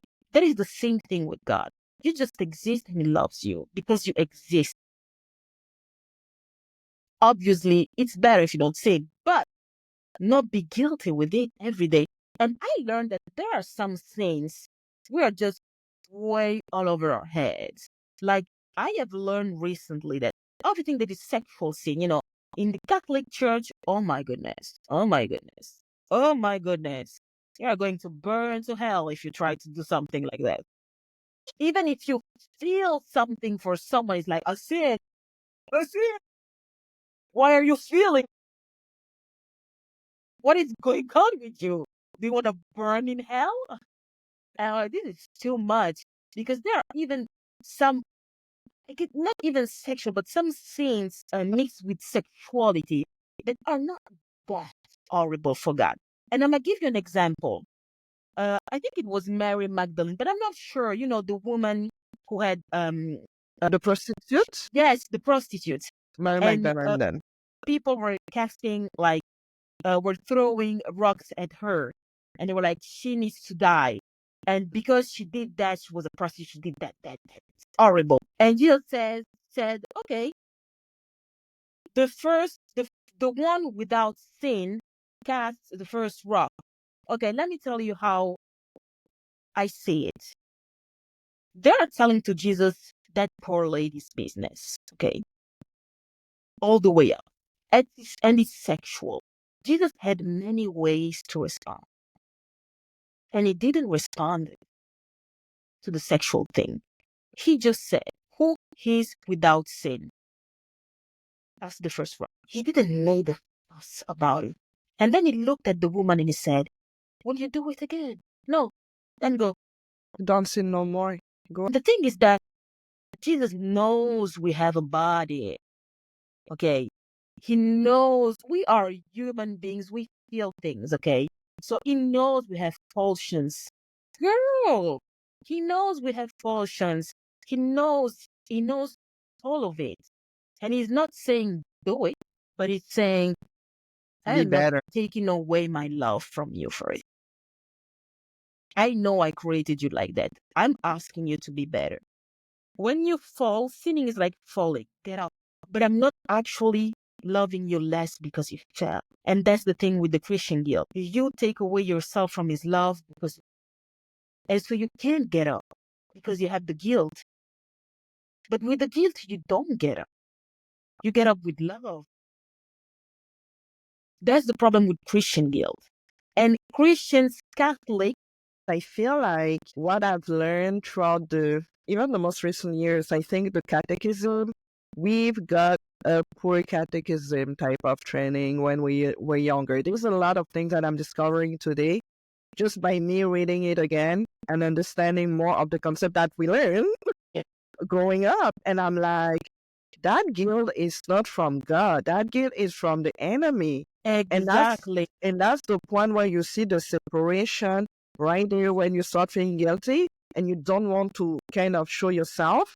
And it goes back to Adam and Eve when they sin. You're The like, I'm first not thing even going to pray to you until that's I it. feel better. And it's actually another way of controlling things and putting God at your place. Because you're like, I'm going to speak to you when I am better, when I feel like I am saint again. So I have control over it. And I can accept your love when I decide that I am worthy of it. But God is like, you do not decide whether you are worthy of my love or you are not worthy of my love. I do get to decide that. Yep. You do you and I'm going to do me. Yep. And I think the control is really harder because for us, it's like, yeah, but we sin. It's just so bad. It's like the concept of sinning, I feel like for Catholics, which could be healthy, but at the same time, very toxic if you don't understand Yeah, that yeah. get up. Subtle. You don't understand the next step after the sinning because this always gonna be the sinning. But what you do after that is gonna be the shifts. It's either you kind of isolating and you're just like, I'm hiding from God, or you go back to Him and just like, I'm sorry. I messed up again. Give me the grace of doing better. And I don't need, that's what it says in the word in the ancient testament. I don't need no holocaust or sacrifice. I just need a repentful heart. You just need to repent. So when you think you are not worthy of it, you are doing sacrifices and holocaust because you are doing everything in order to gain again the love. Guilty. So it's looking like sacrifices and holocaust. And he's saying, I just need your heart who is repentant. That's it. And I think we're just confusing it. We're just doing a lot of works in order to gain that back from Him instead of just being there. And I think that's where, even for Protestant, there's that confusion of the work versus just being there and receiving that grace and that free gift that we all got at the end of the day.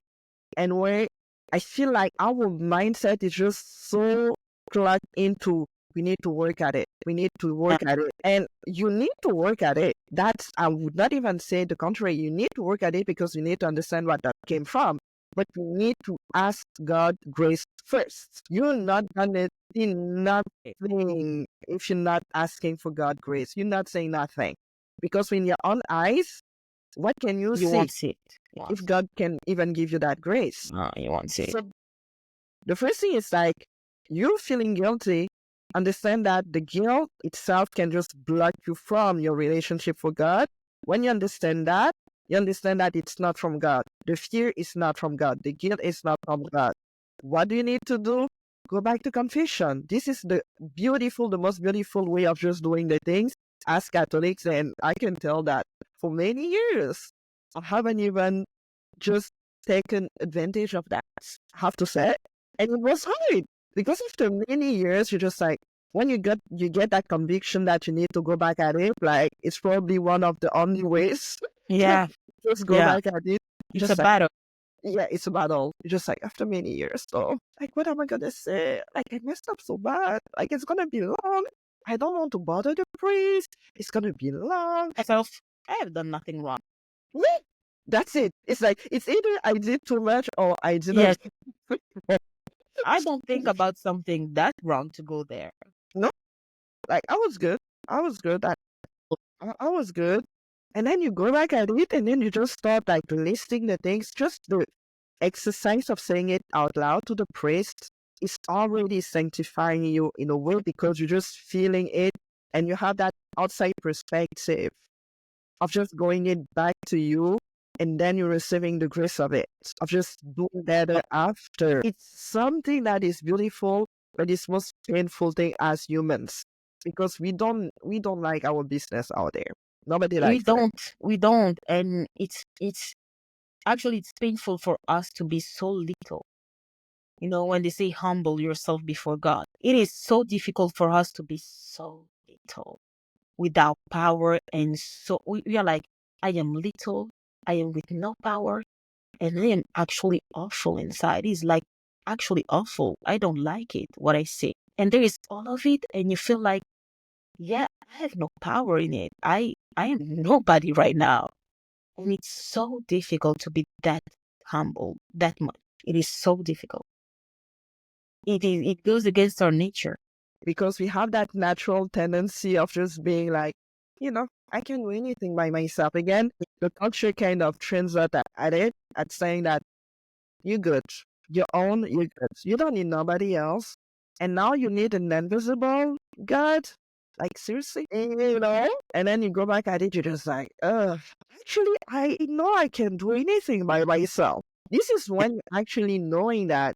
And the most beautiful thing that I learned from an exorcist is that the early confession is going to be the most powerful before an exorcism.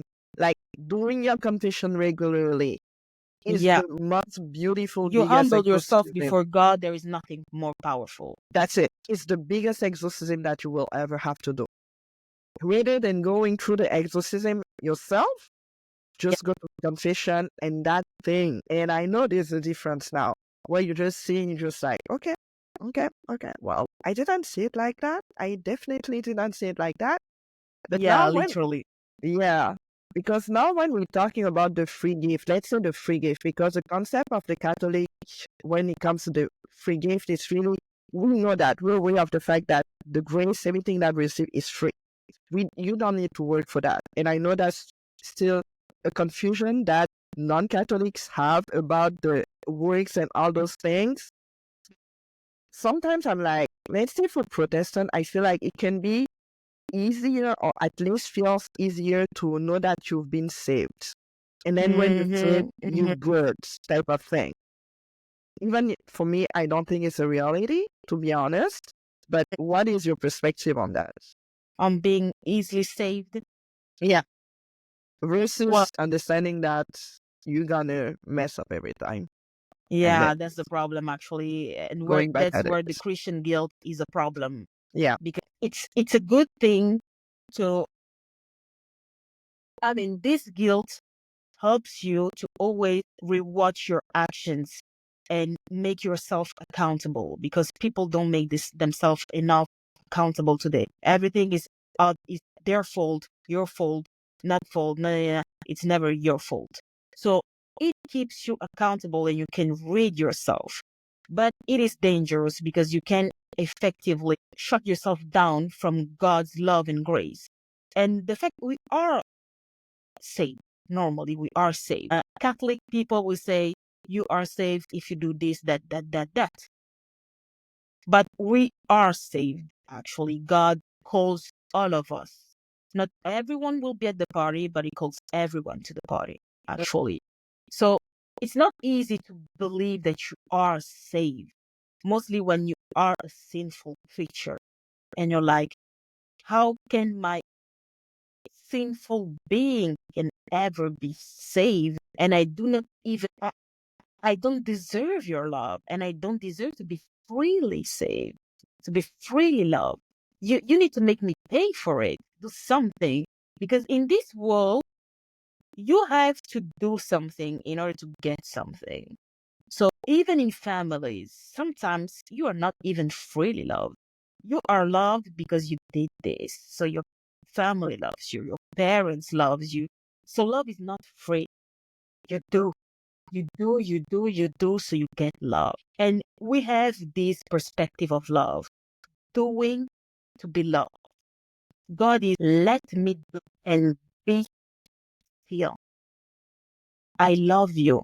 So it's literally the contrary of it. I love you not because you do something, but because I've decided to love you. It's like a man when he falls in love with a woman. Literally, she just needs to exist. Actually, if that guy wants to love you, you just need to exist. Literally. If he doesn't love you, you have to do many things, but you just need to exist. Just show up. He loves you. That's the thing.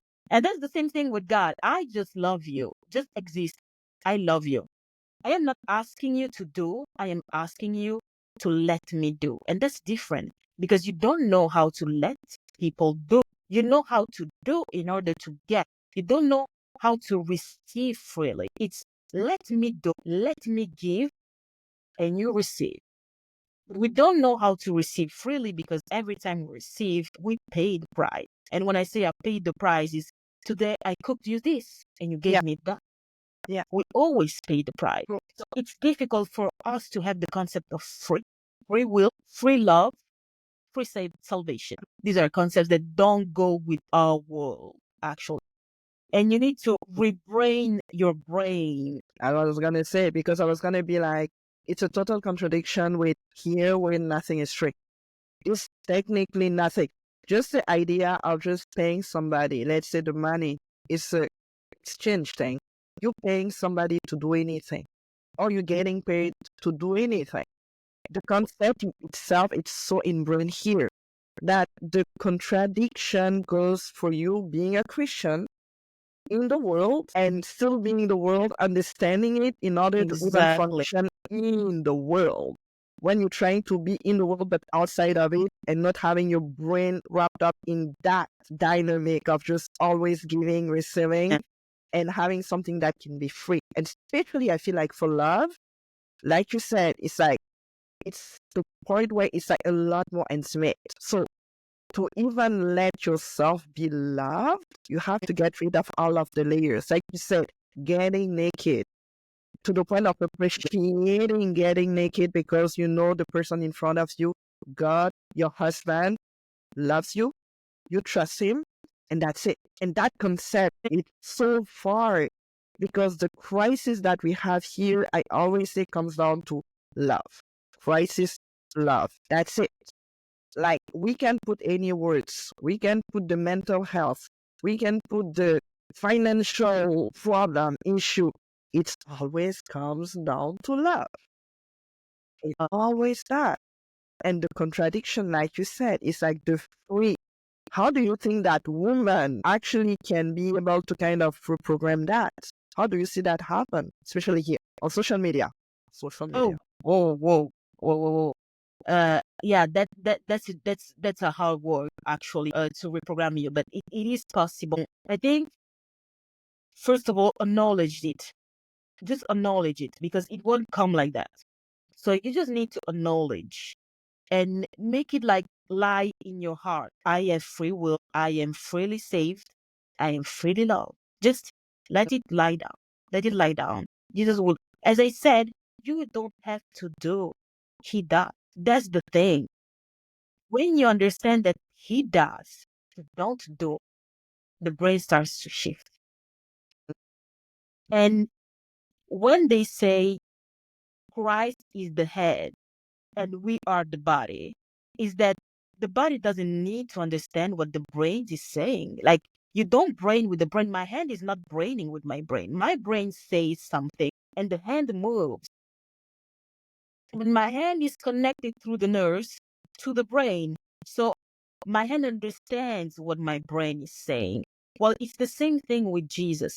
In order to rebrain you, you need to let him be the head.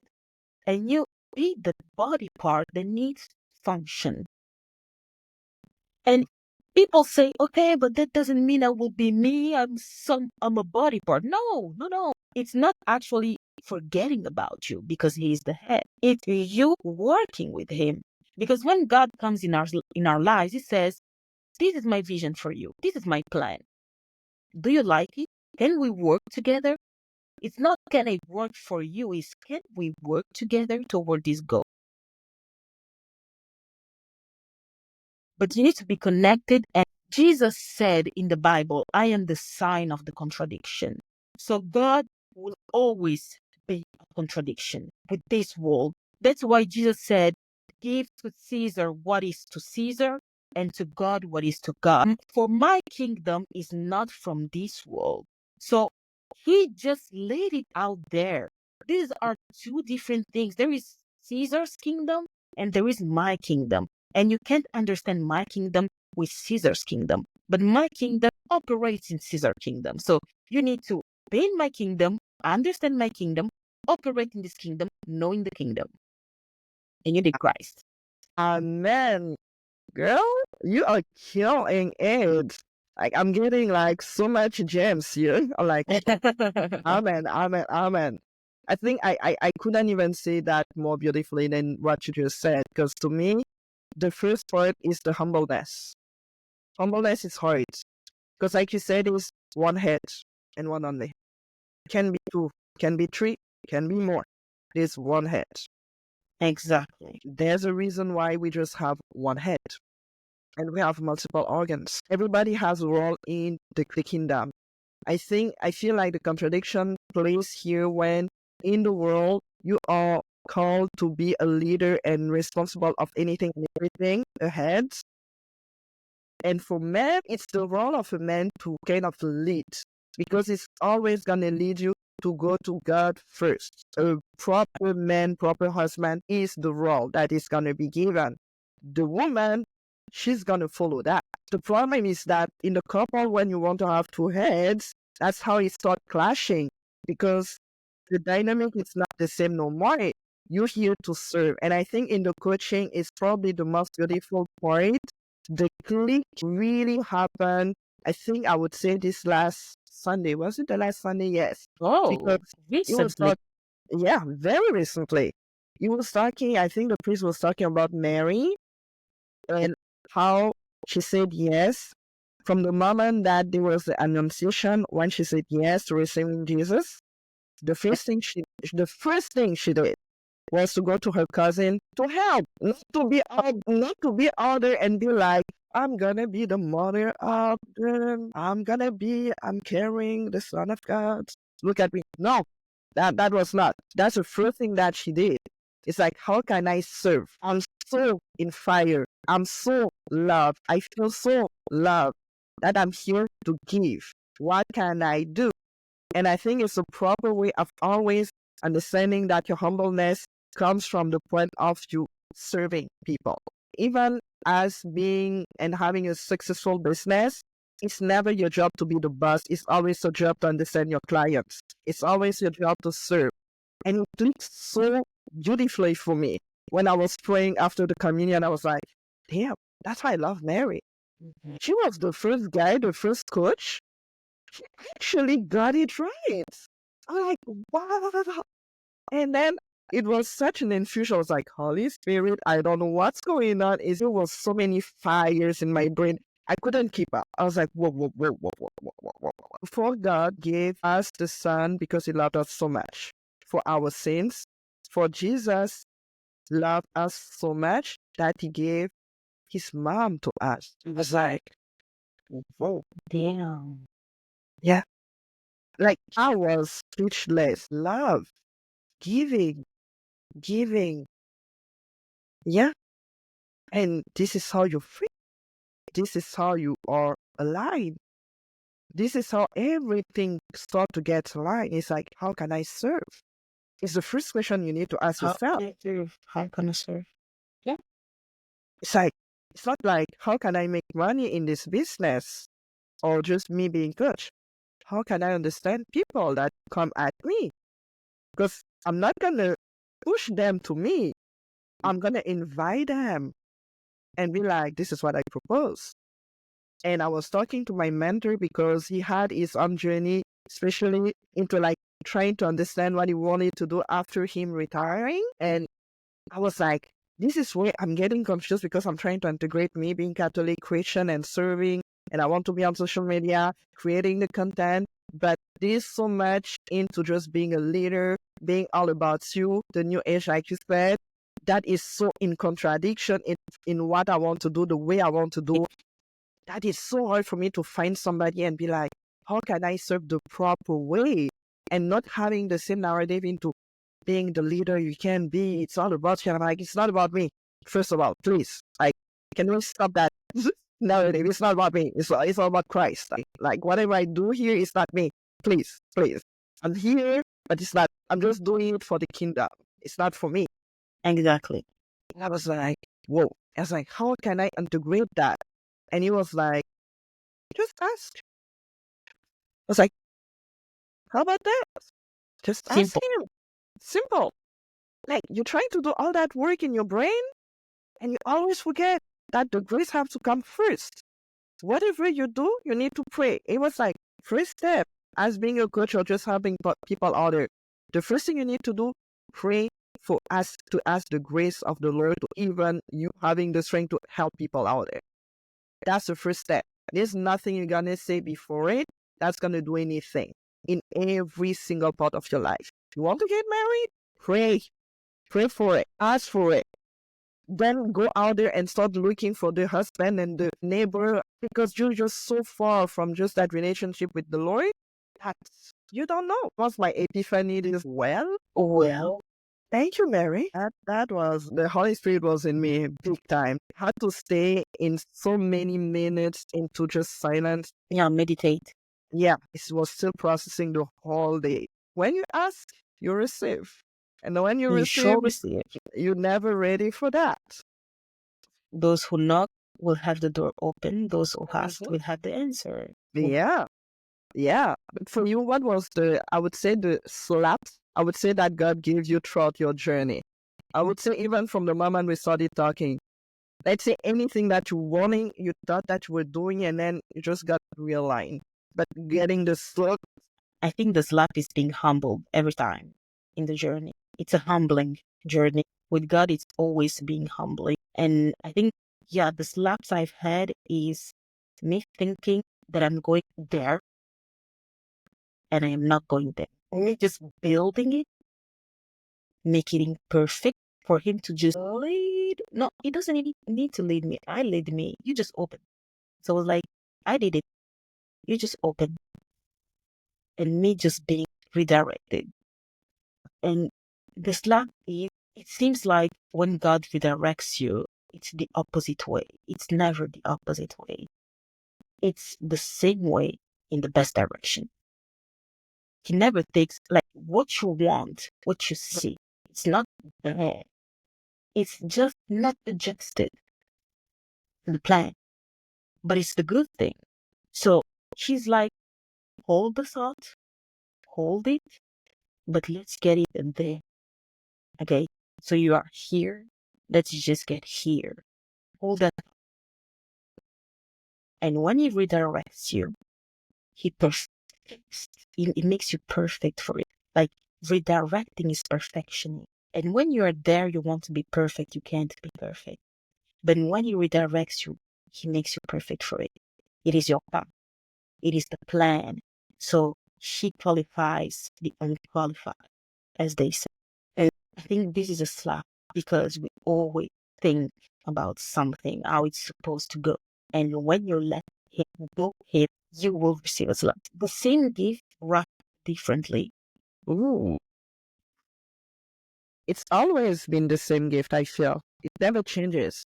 It's like it's the same thing you're gonna get. It's just that you're not saying properly. Let me give you better glasses. Okay, now it looks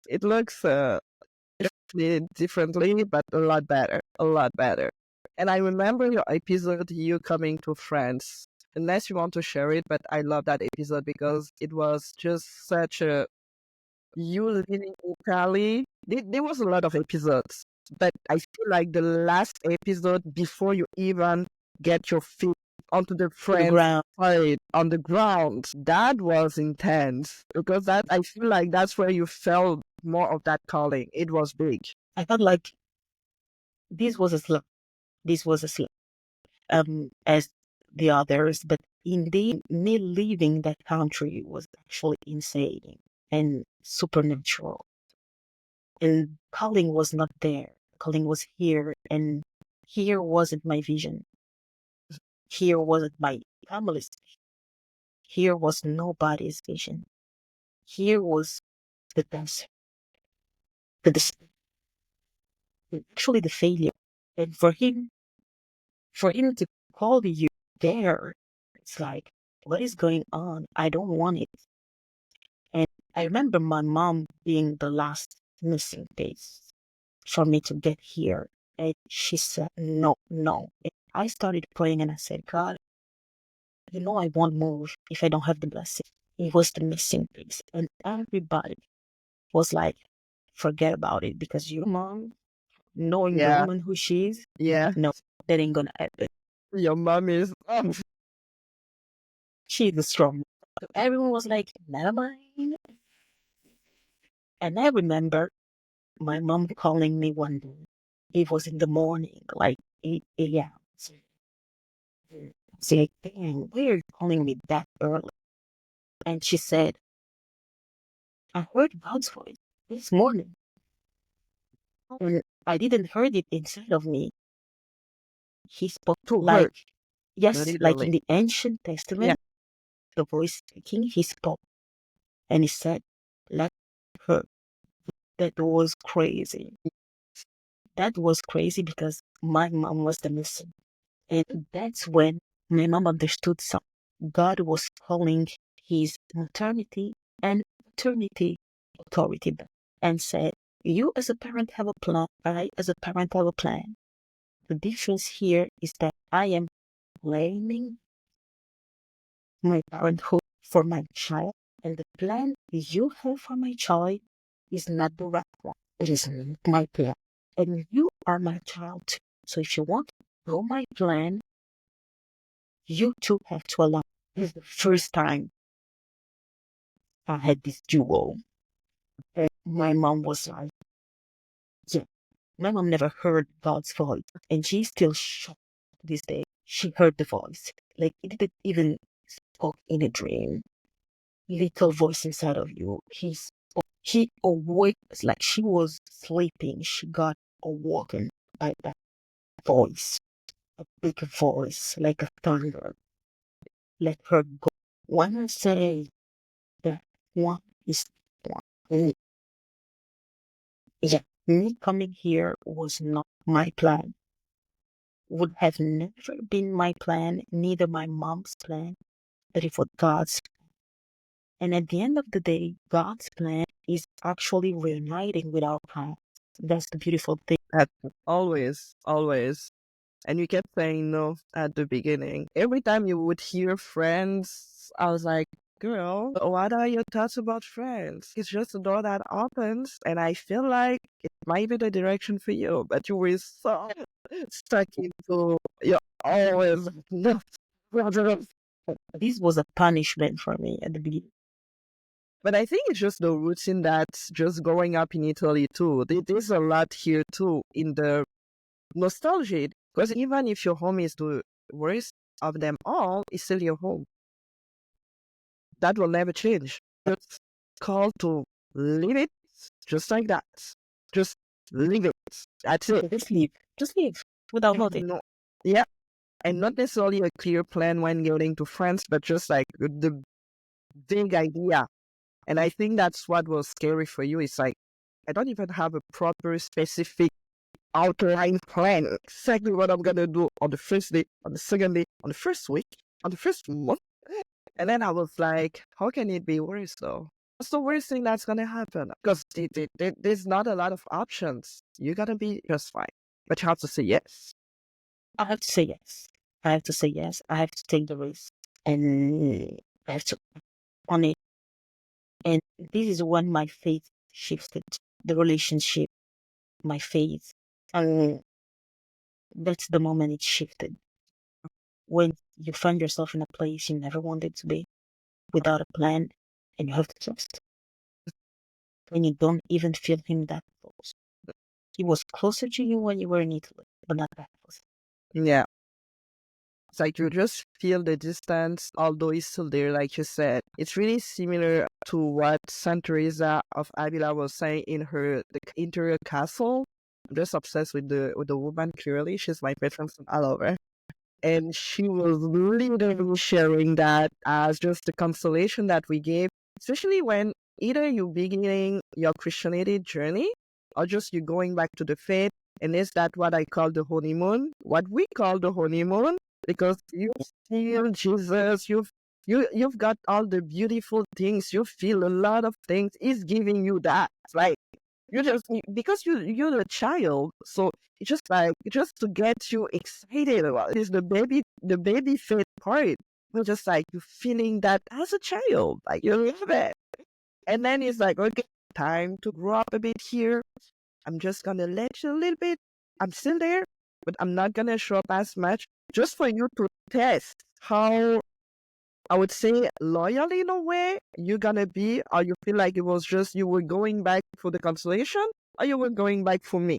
You loving the consolation, or you loving me? And that's what I understood when she was writing in the book. It's a normal phase for a lot of Christians. Like you're gonna feel that period where it's just the darkness of them all. You feel alone a little bit more, but it's still there. But it's like, I want you to love me for who I am. Not for the money that I'm going to give you. Not for the fame that I'm going to give you. Not for the successful business that you're going to have. I want you to build a relationship with me. And that's what was said in Young Sheldon. I'm watching Young Sheldon. I like it. I need to watch it. The mother, Mary, is very Christian and really believes a lot in Jesus. So you have James in Young Sheldon. And it's actually easy to watch. And she said in one episode, the mother, praying is not asking things to God, is building a relation. And hit me hard. And that led me to the same word who says, when Jesus said, seek the kingdom first, the rest will be given to you in abundance. When you take those two words, him saying, seek the kingdom first, and her saying, praying is not about asking, but building relationship. The rest will be given in abundance. And that's when you understand that you have been praying not in the good way, actually. You have been praying, can I say, as a servant, maybe, but not as a child. The child goes to the parent and doesn't need to ask. The parents already know. So when you start praying like a child, it's about building the relationship. Because when you have built the relationship, you know who your father is. You know who your mother is. You know what you can ask. You know what you can't ask. You know what you will receive, and you know what you won't receive. You know. You just know. Like the angels. You just know. You are connected. You are connected. The prayer is at its place, and you are receiving the information. You just know. You just know because you have the relationship. You are the child. And I remember this nun coming to a priest that I know in Cameroon, and she wanted to confess an exorcist, and she wanted to confess, and he was asking her about things and everything, and she told him that one day God spoke to her inside of her and told her, meanwhile, you are busy conquering the world. I am busy conquering you. And I don't take pride in what you do. I take pride in what I do. So when you come to me and you say, Jesus, this is not normal because I've been doing this for you, and for you. I don't care. Are you my child? And that's when God said, you will come to me at the end of the days and say, I am your child. And I will look at you and say, I will recognize you. That's it. Who are you? I didn't build myself in you, so I can't see me in you. So when you're busy conquering the world and I am busy conquering you. Let me conquer you so you can conquer the world in me, with you. And that's the relationship I'm talking about. It's not about getting things. When Jesus said, don't care about how much years you will live or will I get these pair of shoes on everything, even people who don't believe think the same things. Yeah, What is the difference? that's it. And it's hard. And you won't add a day in your life by thinking like this. So instead of saying this, know that before asking something to your father, he already knows. So don't be like them. Don't pray like them. You don't do nothing different. And that's the thing in prayer. Even in prayer, Jesus is the contradiction. Even in prayer, you don't have to trust your sin. It's providence. With God, it's always providence. It's literally coming. The Son came down for you. He sent his own child down for you. So if he did, do you think he can send you a pair of shoes? But it's not about the pair of shoes. When he sent the Son down, the Son came here to make us build the relationship with Father, so we could be saved. And when he died on the cross, it wasn't for us to get a new pair of shoes. It was for us to be saved and renew our relationship with Father. That was the accomplishment of the Son. So prayer is like angels. Angels know things not because they know everything, it's because they connected. They always pray because they say they are always in the presence of God. You can be always in the presence of God too by praying, not building the relationship. And that will make the difference. So as the mother of young Sheldon said, praying is not about asking. It's about building a relationship. And that's the difference. Because people will say, I pray, never receive. It's not. The point, You're not praying in the right way. the concept of just getting and receiving something in exchange again comes down to the exchange of it. It's like, I'm praying, I'm going to get something back. Exactly. When you're a child and you're near your parents, and you just have the relationship, you're just near them, they didn't give you. The fact that they are there and they love you and you feel protected, you have everything you need as a child, everything you need. Prayer is the same thing. You don't need nothing because the child doesn't need nothing, but it's parents' love. Literally, the child lives for it and dies for it and is a traumatized human being later because he didn't receive it. The love, the presence of the parents. You don't need shoes. You don't care about it. You just want. And that's a priority here that we need to keep getting straight, because do you feel like in the African narrative scenario structure, we have a lot with the exchanging here. We have a lot with not expressing, not saying nothing. Like, we just know that we love our parents and they love us back. Do we need to say, I love you? Not needed, not needed. But you feel like that's where the culture, depending where you are, I'm talking about Africa here because we're Africans, but you feel like in our own culture, that could be an issue too, in terms of just expressing, Yeah. talking Yes, to yes. God. I remember this because my spiritual father here, white man, European man. So they have a different way of, how can I say, children grow up differently. And I remember telling him this, that about God. And he always told me, teacher told him, no, I don't want to speak. Why you don't want to speak? Because I'm afraid I will make it. Okay. I don't feel like Jesus is asking me to do it. Okay. Did you told him? I didn't think about it. And why should I tell him? It's like, well, that's your problem in the relationship, communication. And that is the problem with our African families, actually. We don't express, we repeat our feeling. We invalidate. You are silenced and then you are silent. And you should just all feel inside of you. Never express. And the only things you can express is strength, Yes. knowledge, and always lead like a strong person, okay? Even when you love your children, you don't go every they say, I love you. That's true. They don't say, they have other ways to tell you I love you. They say, I have given you a roof. I Yeah. have given you food. I cook for you every day. And you are asking me to tell you I love you. Like I need to say that too. And yes, you need to say that too. It's like, what's the point? For me. And that's the thing. And then you have your relationship with Jesus. And he's telling you, I love you. I prayed you before. And like, yeah, okay, I need you to put a roof on my head then. If you really love me. Exactly. Because you're translating everything that you know here to your relationship with Jesus. And this is why, I'm sorry, Protestants, I don't have problems with you, but and in Africa, it's actually a problem. All those churches building themselves actually benefiting from people's problems. And they tell you, come here, Jesus will change your life. He will give you home.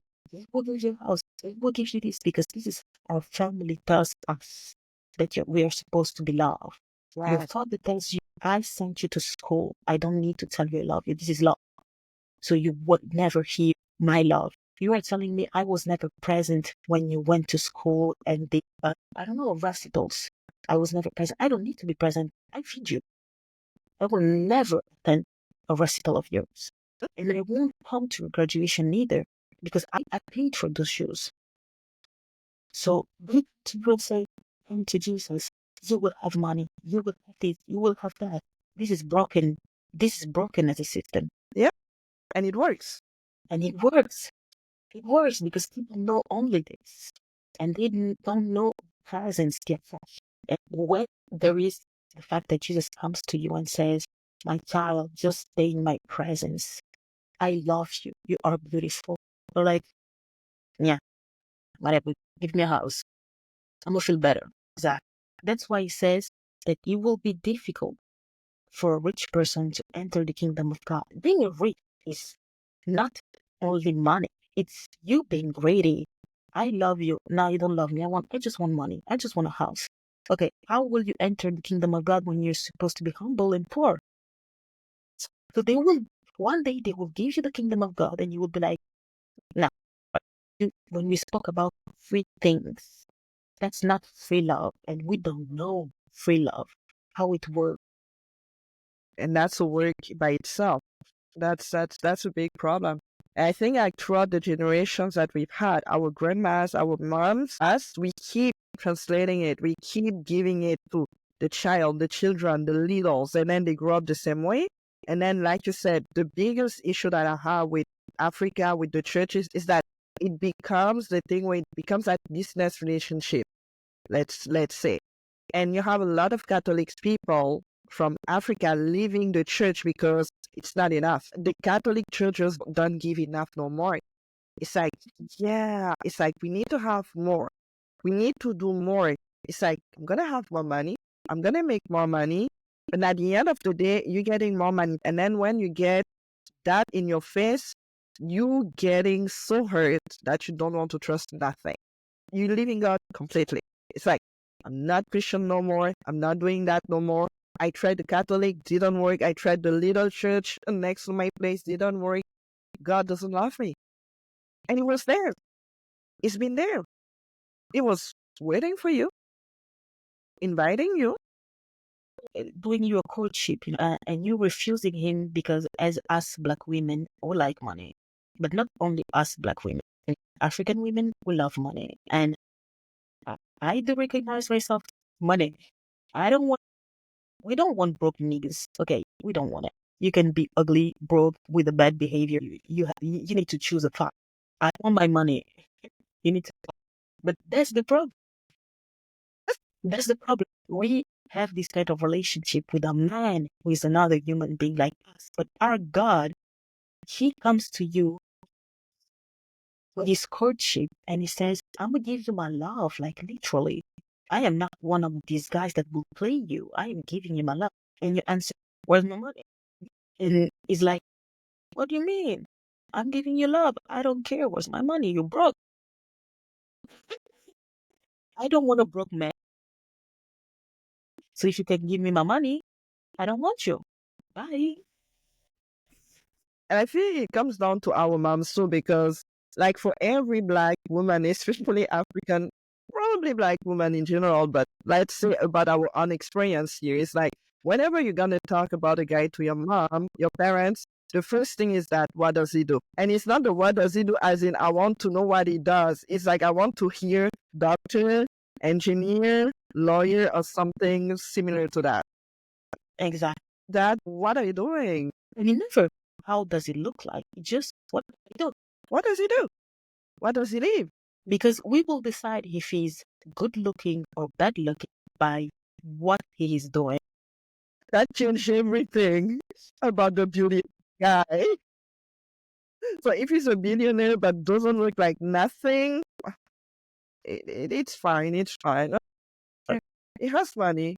It's gonna, and I think it's always that issue where you have to kind of not only kind of deprogram you, because it's our mission at this point, our responsibility, deprogram that, and then try to deprogram your own parents at that point where you kind of make them understand more of the depth of what it is to be a Christian Catholic. Again, throughout the generations, our parents probably they've got, I wouldn't say the worst catechism, but it was poor. And then it got a little bit worse with us. And then you get into a generation that doesn't necessarily connect with what it is to be a faithful Christian and being a Christian altogether. And then you know that you're Christian because you wear the name Catholic. It's like it's your brand name now. It's like, I'm Catholic. If we start asking the question what it is to be Catholic, it's like, yes, I'm going to Mass every Sunday. Like, what do you want me to do? It's like, it's my thing. It's like, I'm going to Mass. And that's pretty much that from the biggest narrative that you can hear, not from everyone, but a lot of those generations. And the biggest difference is for me, on United States, the Catholic, they're not joking no more. Like they're getting at the level now, they know the teachings, they know the faith to a point. I'm like, what are we doing? French people, wake up, wake up. The beauty of the Catholic faith is something that you need to keep discovering all the time. It's a Exactly. work, It's a journey. ongoing work. It's a journey. And you can't know everything about it the first day. Even after your catechism is something that you need to live as a Christian. Every day is a conversion day. That's it. Every day you say yes to the Lord. Every Exactly. single day. It's never It's the one. little yeses that leads to the big yes. Yeah. And that's a struggle for us. And I know, like I said, women especially, and I think I have that heart with Mary and then black women, that I'm just like, come on, guys, you can do better than that. And I kind of sure that I made a video, but I don't think I uploaded yet. But I was talking after the Trump election results, let's say. And I know we talked a bit about it in the sense that from all the communities out there that voted less and less and less, when you kind of see the logic, but whatever, black women were like the least to have voted for him.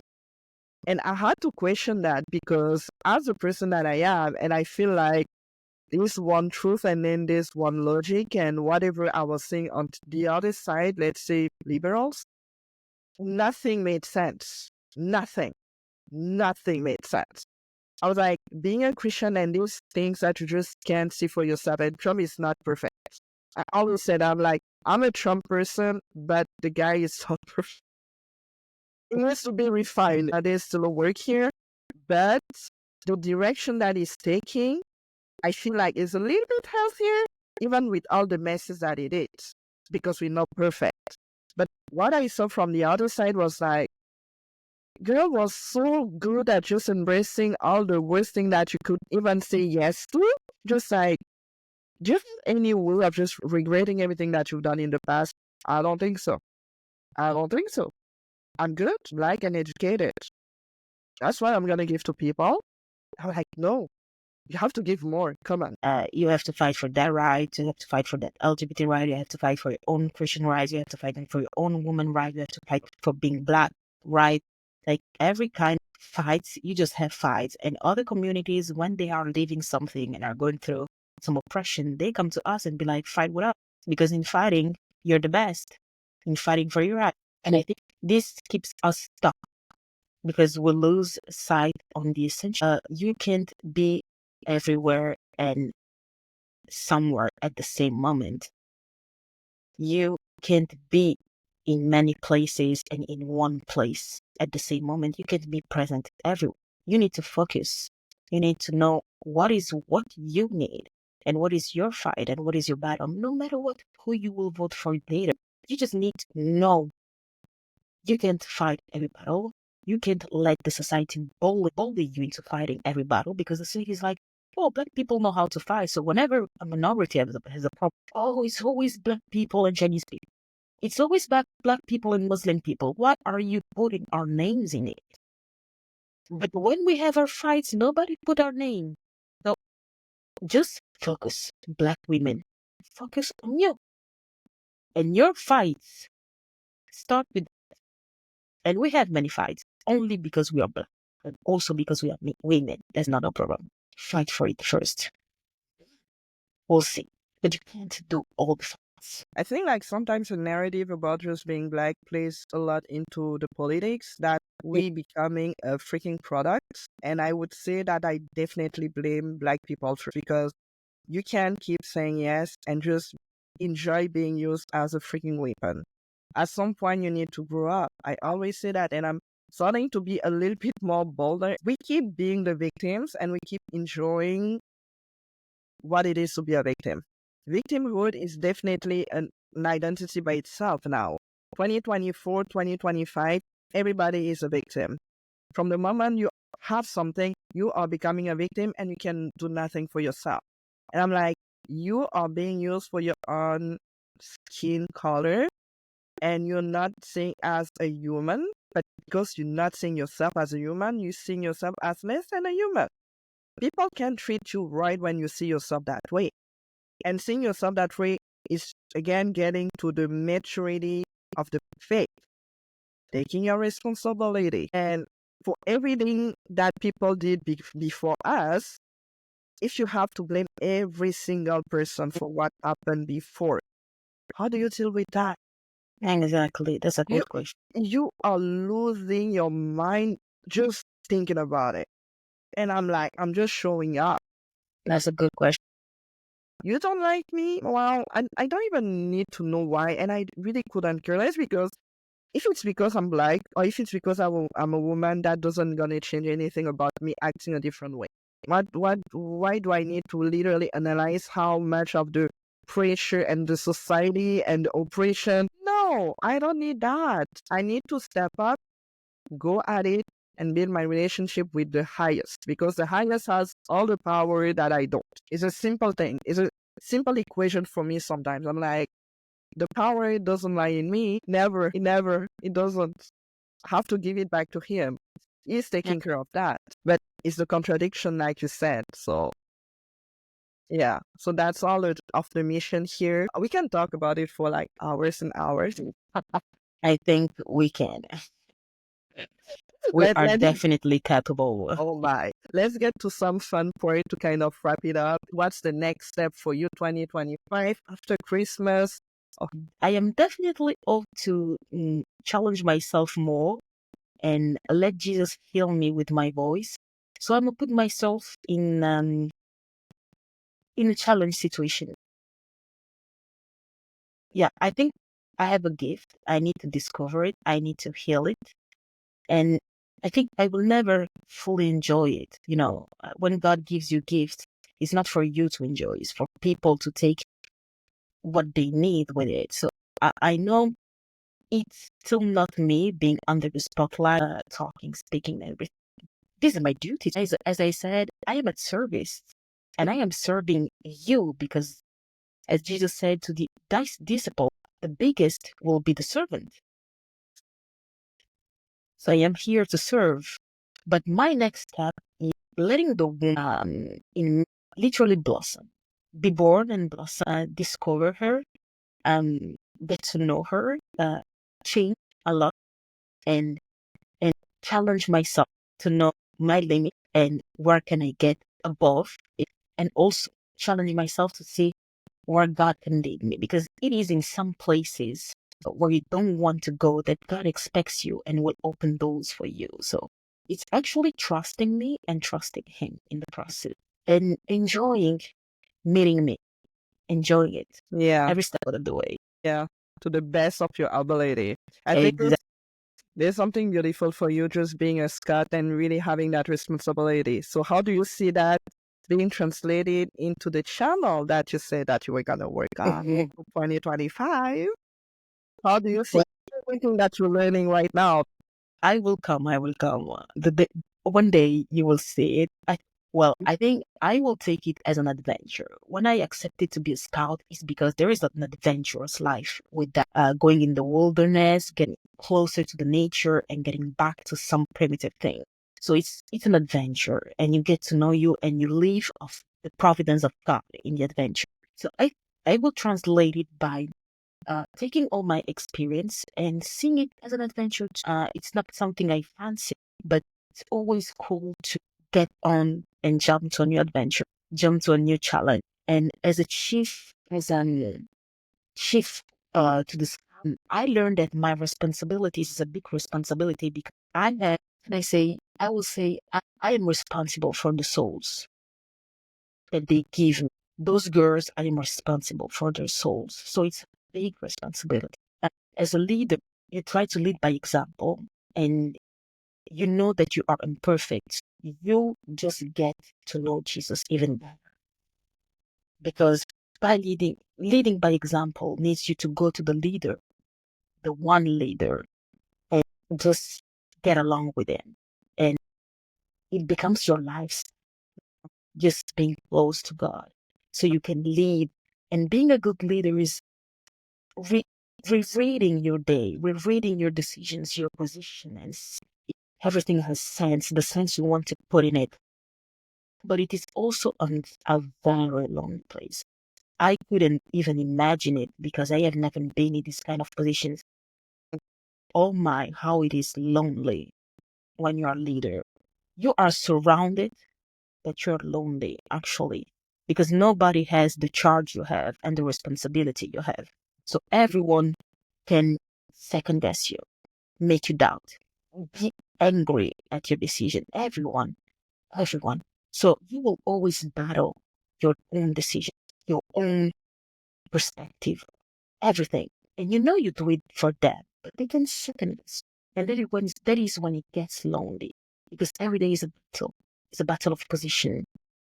And when you are right, because you held the thought, because you were profoundly sure that this was the right thing for them.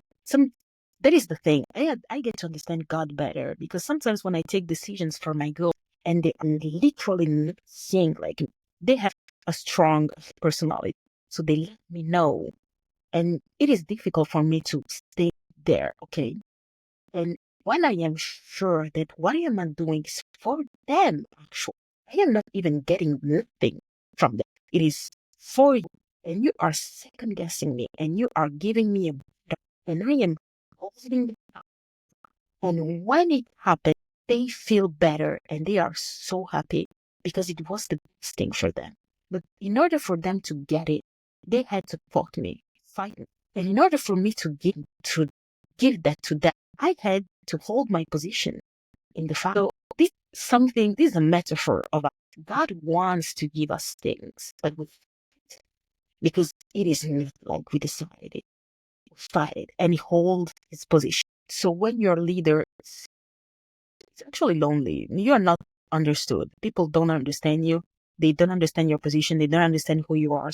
I think with all of that in YouTube, it's about understanding that God will give you soul, and you are responsible for the soul. And tomorrow he will ask me, what have I done of those souls? When he said big gifts, big responsibility. And being scout, being a chief scout, is helping me to hold the position in my anointing. And when he will make me step in there, I will be fully. Even if I don't feel qualified, I will be prepared. It's different. Yeah, yeah. What would be the difference for you between being qualified and then feeling prepared? Well, you can be prepared and not qualified, actually. It's like studying law.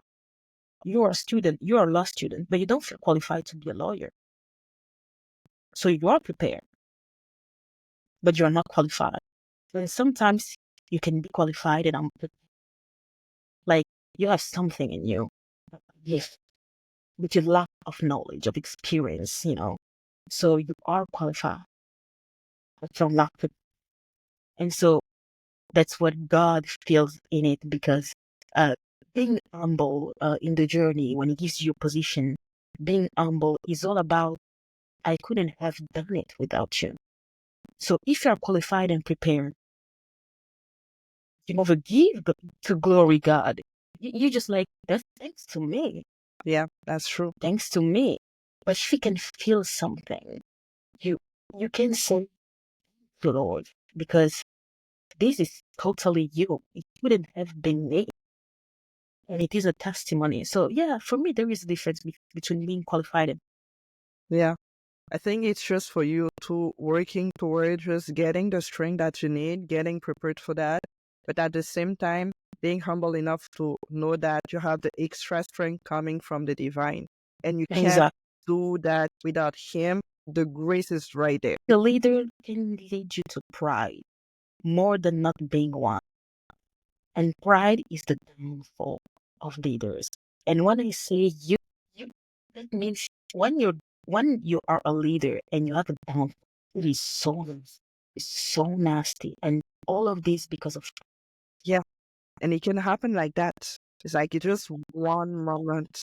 It can last years, your downfall, because you come from the higher. Yeah. To really down, really down.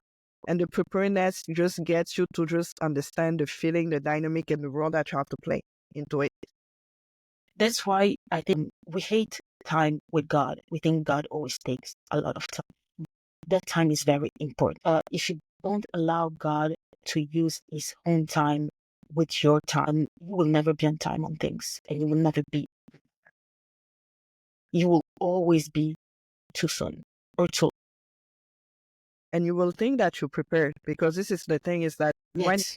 you trust with your our own pride. mind, when you start trusting your own mind and your own way of doing things, like, I'm prepared, and then you get You can do it.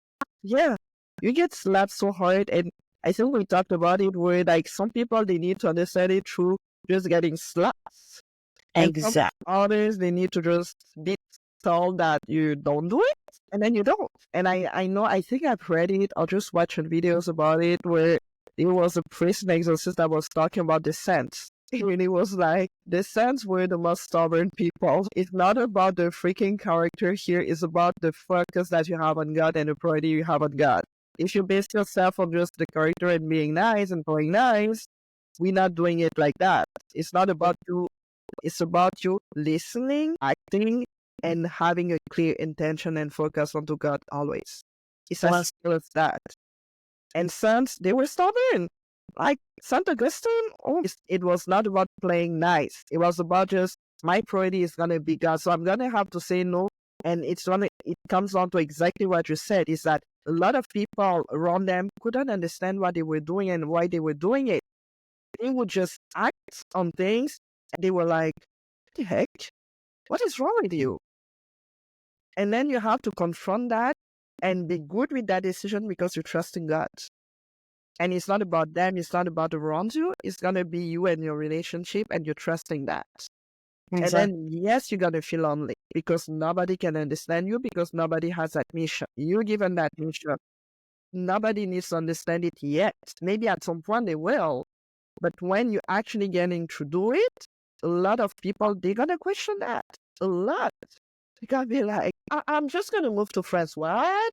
Well, yeah. Okay. Do you even know the language? Do you even know them? Like, maybe they can eat your life. That's you. And then you just like, come on. Can you trust that I'm with the Lord always? Just trust the Lord. Like, please trust the Lord. So that becomes an issue sometimes, but the relationship is right there, where being a leader, being on social media, And having to play that responsibility all the time is just you accepting the fact that nobody will understand you, Exactly. or not a lot of people. Among even your own family, Yeah, starting with your family sometimes. starting with your family. I feel, yeah, your own husband and your own wife, sometimes even them being so close Exactly. to you, they gotta question that. And not in a bad way, because they care about you. So they're gonna Yeah. see let's say, the issues about it and be like, we want to protect you. Oh, Peter cared about Jesus, and Jesus told him, "Get away from me, Satan." Get that. There is this French saying that says, "Hell is paved with good intentions." Because yes, you can always have the best intention toward that person, but that doesn't mean it is the best thing to say. And I remember this girl who is actually married saying, "I won't even take my friends' advices when it comes to my couple, because even if they have the best intention, this doesn't always apply good to me." And that's why Jesus said to Peter that loved him and still loves him so much, that Satan, he has the best intention, but it's not always the best for you. Your parents have always your best intention, always your best interest. It doesn't mean it is your and what is best for you. So yeah, you can always feel alone and lonely whenever you choose your. And it's not necessarily a signal here to make people feel like they are in the wrong, because of the Yeah, society, it's just so focused exactly. into feeling good. When you feel good about something, that means it's the right direction. And sometimes I'm like, what do you think that the enemy can do to you? He can make you feel everything that you want to feel, because he wants you to go to that direction. That's why I'm saying sometimes the right direction is not feeling good. Jesus was in the right direction when he was in the cross. I don't think he felt good. The best direction is not feeling good. It's always fine.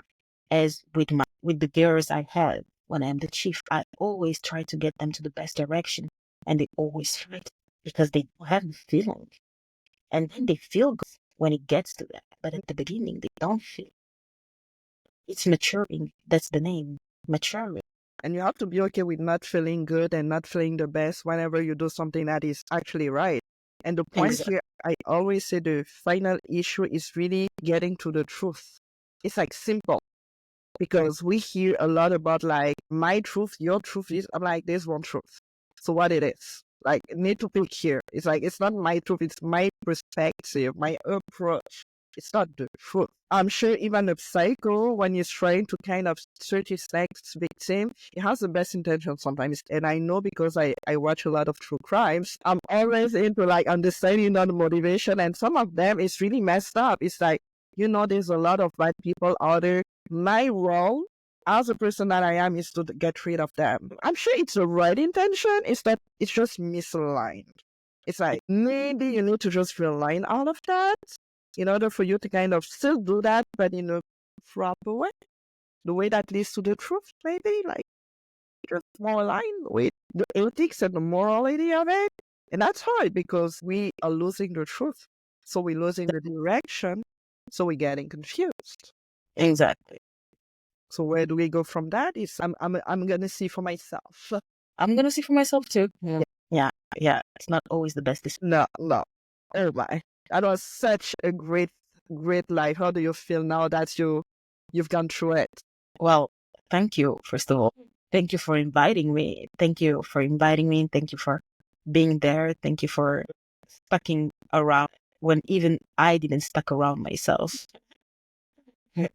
Thank you for the eye opening and the coaching and the listening mostly.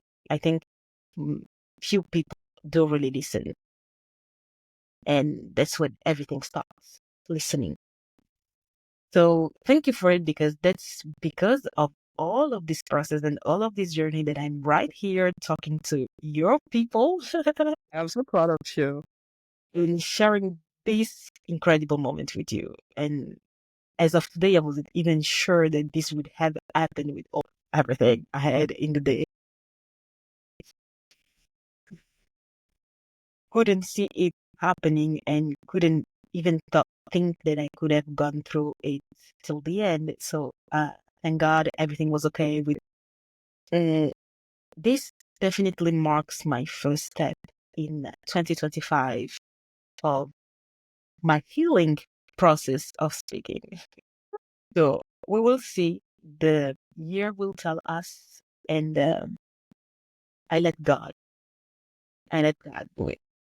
And make it unscripted. I'm telling you, your next work is really to go show up the way you showed up today because you had the Yeah. gym. Well, this was definitely unscripted. Yeah, and you had the gym. So imagine. So you don't Yeah. need the script and all of that. Sometimes you just need to click on the freaking phone. Let's do and just do it. You have a channel, you have internet, just do it. That's it. That's all we need. That's all That's we true. need. That's true. And now, what is your channel name so that people can know and people can Well, follow you? A Piece of Joy is my channel name on Instagram, YouTube, TikTok, whatever you need. It's A Piece of Joy. And happy to see you for the new ones. And I will be definitely coming shortly. You have to. You better. I have to now. I'm coming 1 week in the nature again, and I will come back 2025 stronger. Take the whole energy that you need from that, all of the healing and the love that you need from that. And like I said, we need no plan here. The way you showed up today was just the way you have to show up. Thank you. I just remember this word of God saying, don't think about what you will say that day because the Spirit will talk for you. So See, don't think about say, I'm telling you, the best prayer for me that really changed the game was for me to pray and ask the Holy Spirit to guide me. That's it. it. That's the strongest and the most powerful. Yeah. And that being the game changer, I was like, okay, I'm letting you guys. I'm just And I here. think we can thank the Holy Spirit tonight Yeah. too, because He did His thing. And I do hope someone was reached. Even if it's only one person, that's the person who needed to be reached. Yeah. One person at a time. To build that kingdom is one person at a time. Exactly. God doesn't rush. He doesn't rush. He has time. Matter of fact, His name is time. So what do we need more here? You need help. This girl in front of me, Letty, like she is a heck of a coach. And she will just Thank you. she will just whatever is your problem, she will put the finger right there. And that's where you need it to be put. So if you need help, if you have a hard time, as we don't always see things for ourselves. That's why God gave us brothers and sisters in this world to help us. And when God wants to speak to you, He also uses people. So if you need help, you have the. Thank you. You've been a great student, that's for sure. I mean, I love people with that strong energy character because I know they have so much to give. That's why they're fighting it so harder. So I'm like, I'm cool. I'm patient. I'm ready to fight. To bring it. So you've been a great student on that. Like, you becoming the teacher now. Oh, come on. I have a great teacher. That's how you can recognize my teacher. Go on her YouTube channel because I know that the next step she is showing it. And I need to see the same fire that I saw today in every single video. It has been a pleasure. It has been a real pleasure. And I do thank you. Always. I think I am closing 2024 in the right way. Thanks to you, I just kind of came back to just being here and showing up in a way. Well, I never really did it before. Well, I kind of did it a bit, but the live streaming part is the thing that I kind of didn't do a lot anymore. And then I'm coming back to it. So thanks to you, there's an appeal to it now. There's a liking to it. So with the time difference, it's pretty late in your end of the world. Yes. Because have to eat. Yeah, that's what I was thinking. If you didn't know, guys, I'm in Canada. She's in France right now. So there's a big gap. There's a real big difference. So 6 hours, yeah. Winter. Yeah. At this point, I'm used to it because when I have to talk to mom, I'm like, oh, 6. I have to calculate. I have to make the calculation all the time. Like, okay, 6 times gap. Okay, we can do it. So I'm used to it. It's You get all used. good. It's all good. Anyways, you have to be here in Canada at some point. So Girl, I'm coming. I'm coming. Don't you worry about that. thank you, thank you, It is in my destination bucket list. thank you, thank you. Because I you're am. gonna have a program and an invitation really soon. Girl, you will know it. I can't be in Canada and you don't know it. I know. And this part, like, period. I will see you in Cameroon for you know what too. That's I am waiting true. for That's it. true. There's a, Guys, you don't know yet, but a little surprise is coming. we hope for the best here. You will have, then I will join the prayer group too. I love it. The next step for me, like the most upcoming, is the confirmation. That's what I'm really excited about in January. Let's see. But I'm very, Thank God. Thank God. yeah, Thank God. And let me know. yes. I'm Let me like, know because it's a big step. It's a it's a, beautiful step. it's a beautiful step. But I'm like, pray for me. I'm a join for it because it's always good to have a sister receiving the holy fire. Yeah, I'm looking forward. I don't know how the fire is gonna be in me because sometimes the fire can be a lot of handle. What's your most upcoming project here? Because I know you have next week in the nature, the wilderness, Yes. the big wilderness. The big wilderness. And I think it is my big project. I am looking forward to this route. And because I need to take time to think about things and reflect on things and actually hear God's voice outside of all the voices and clear my mind a little bit before coming here and taking action on something. So I already have projects, but I need to clear my mind and come back, Yeah, not questioning. There will be a time of questioning and there will be a time of acting. So I will take this time to question and come back for action. yeah. So next year, guys, be ready because the Be ready. Try, she's coming back and she has a lot more gems to share. So I'm excited for it. You will hear from her. I know. I'll be looking and watching. You will hear from it. Don't you? I will call you. I You know know. our call.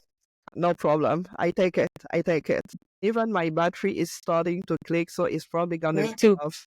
Shit. Me too, actually. I have only 6%, so we can Okay. wrap it up. Yeah. Thank you, guys. Thank- Bye, Okay, guys. that's fine. Thank you, Thank everybody. you.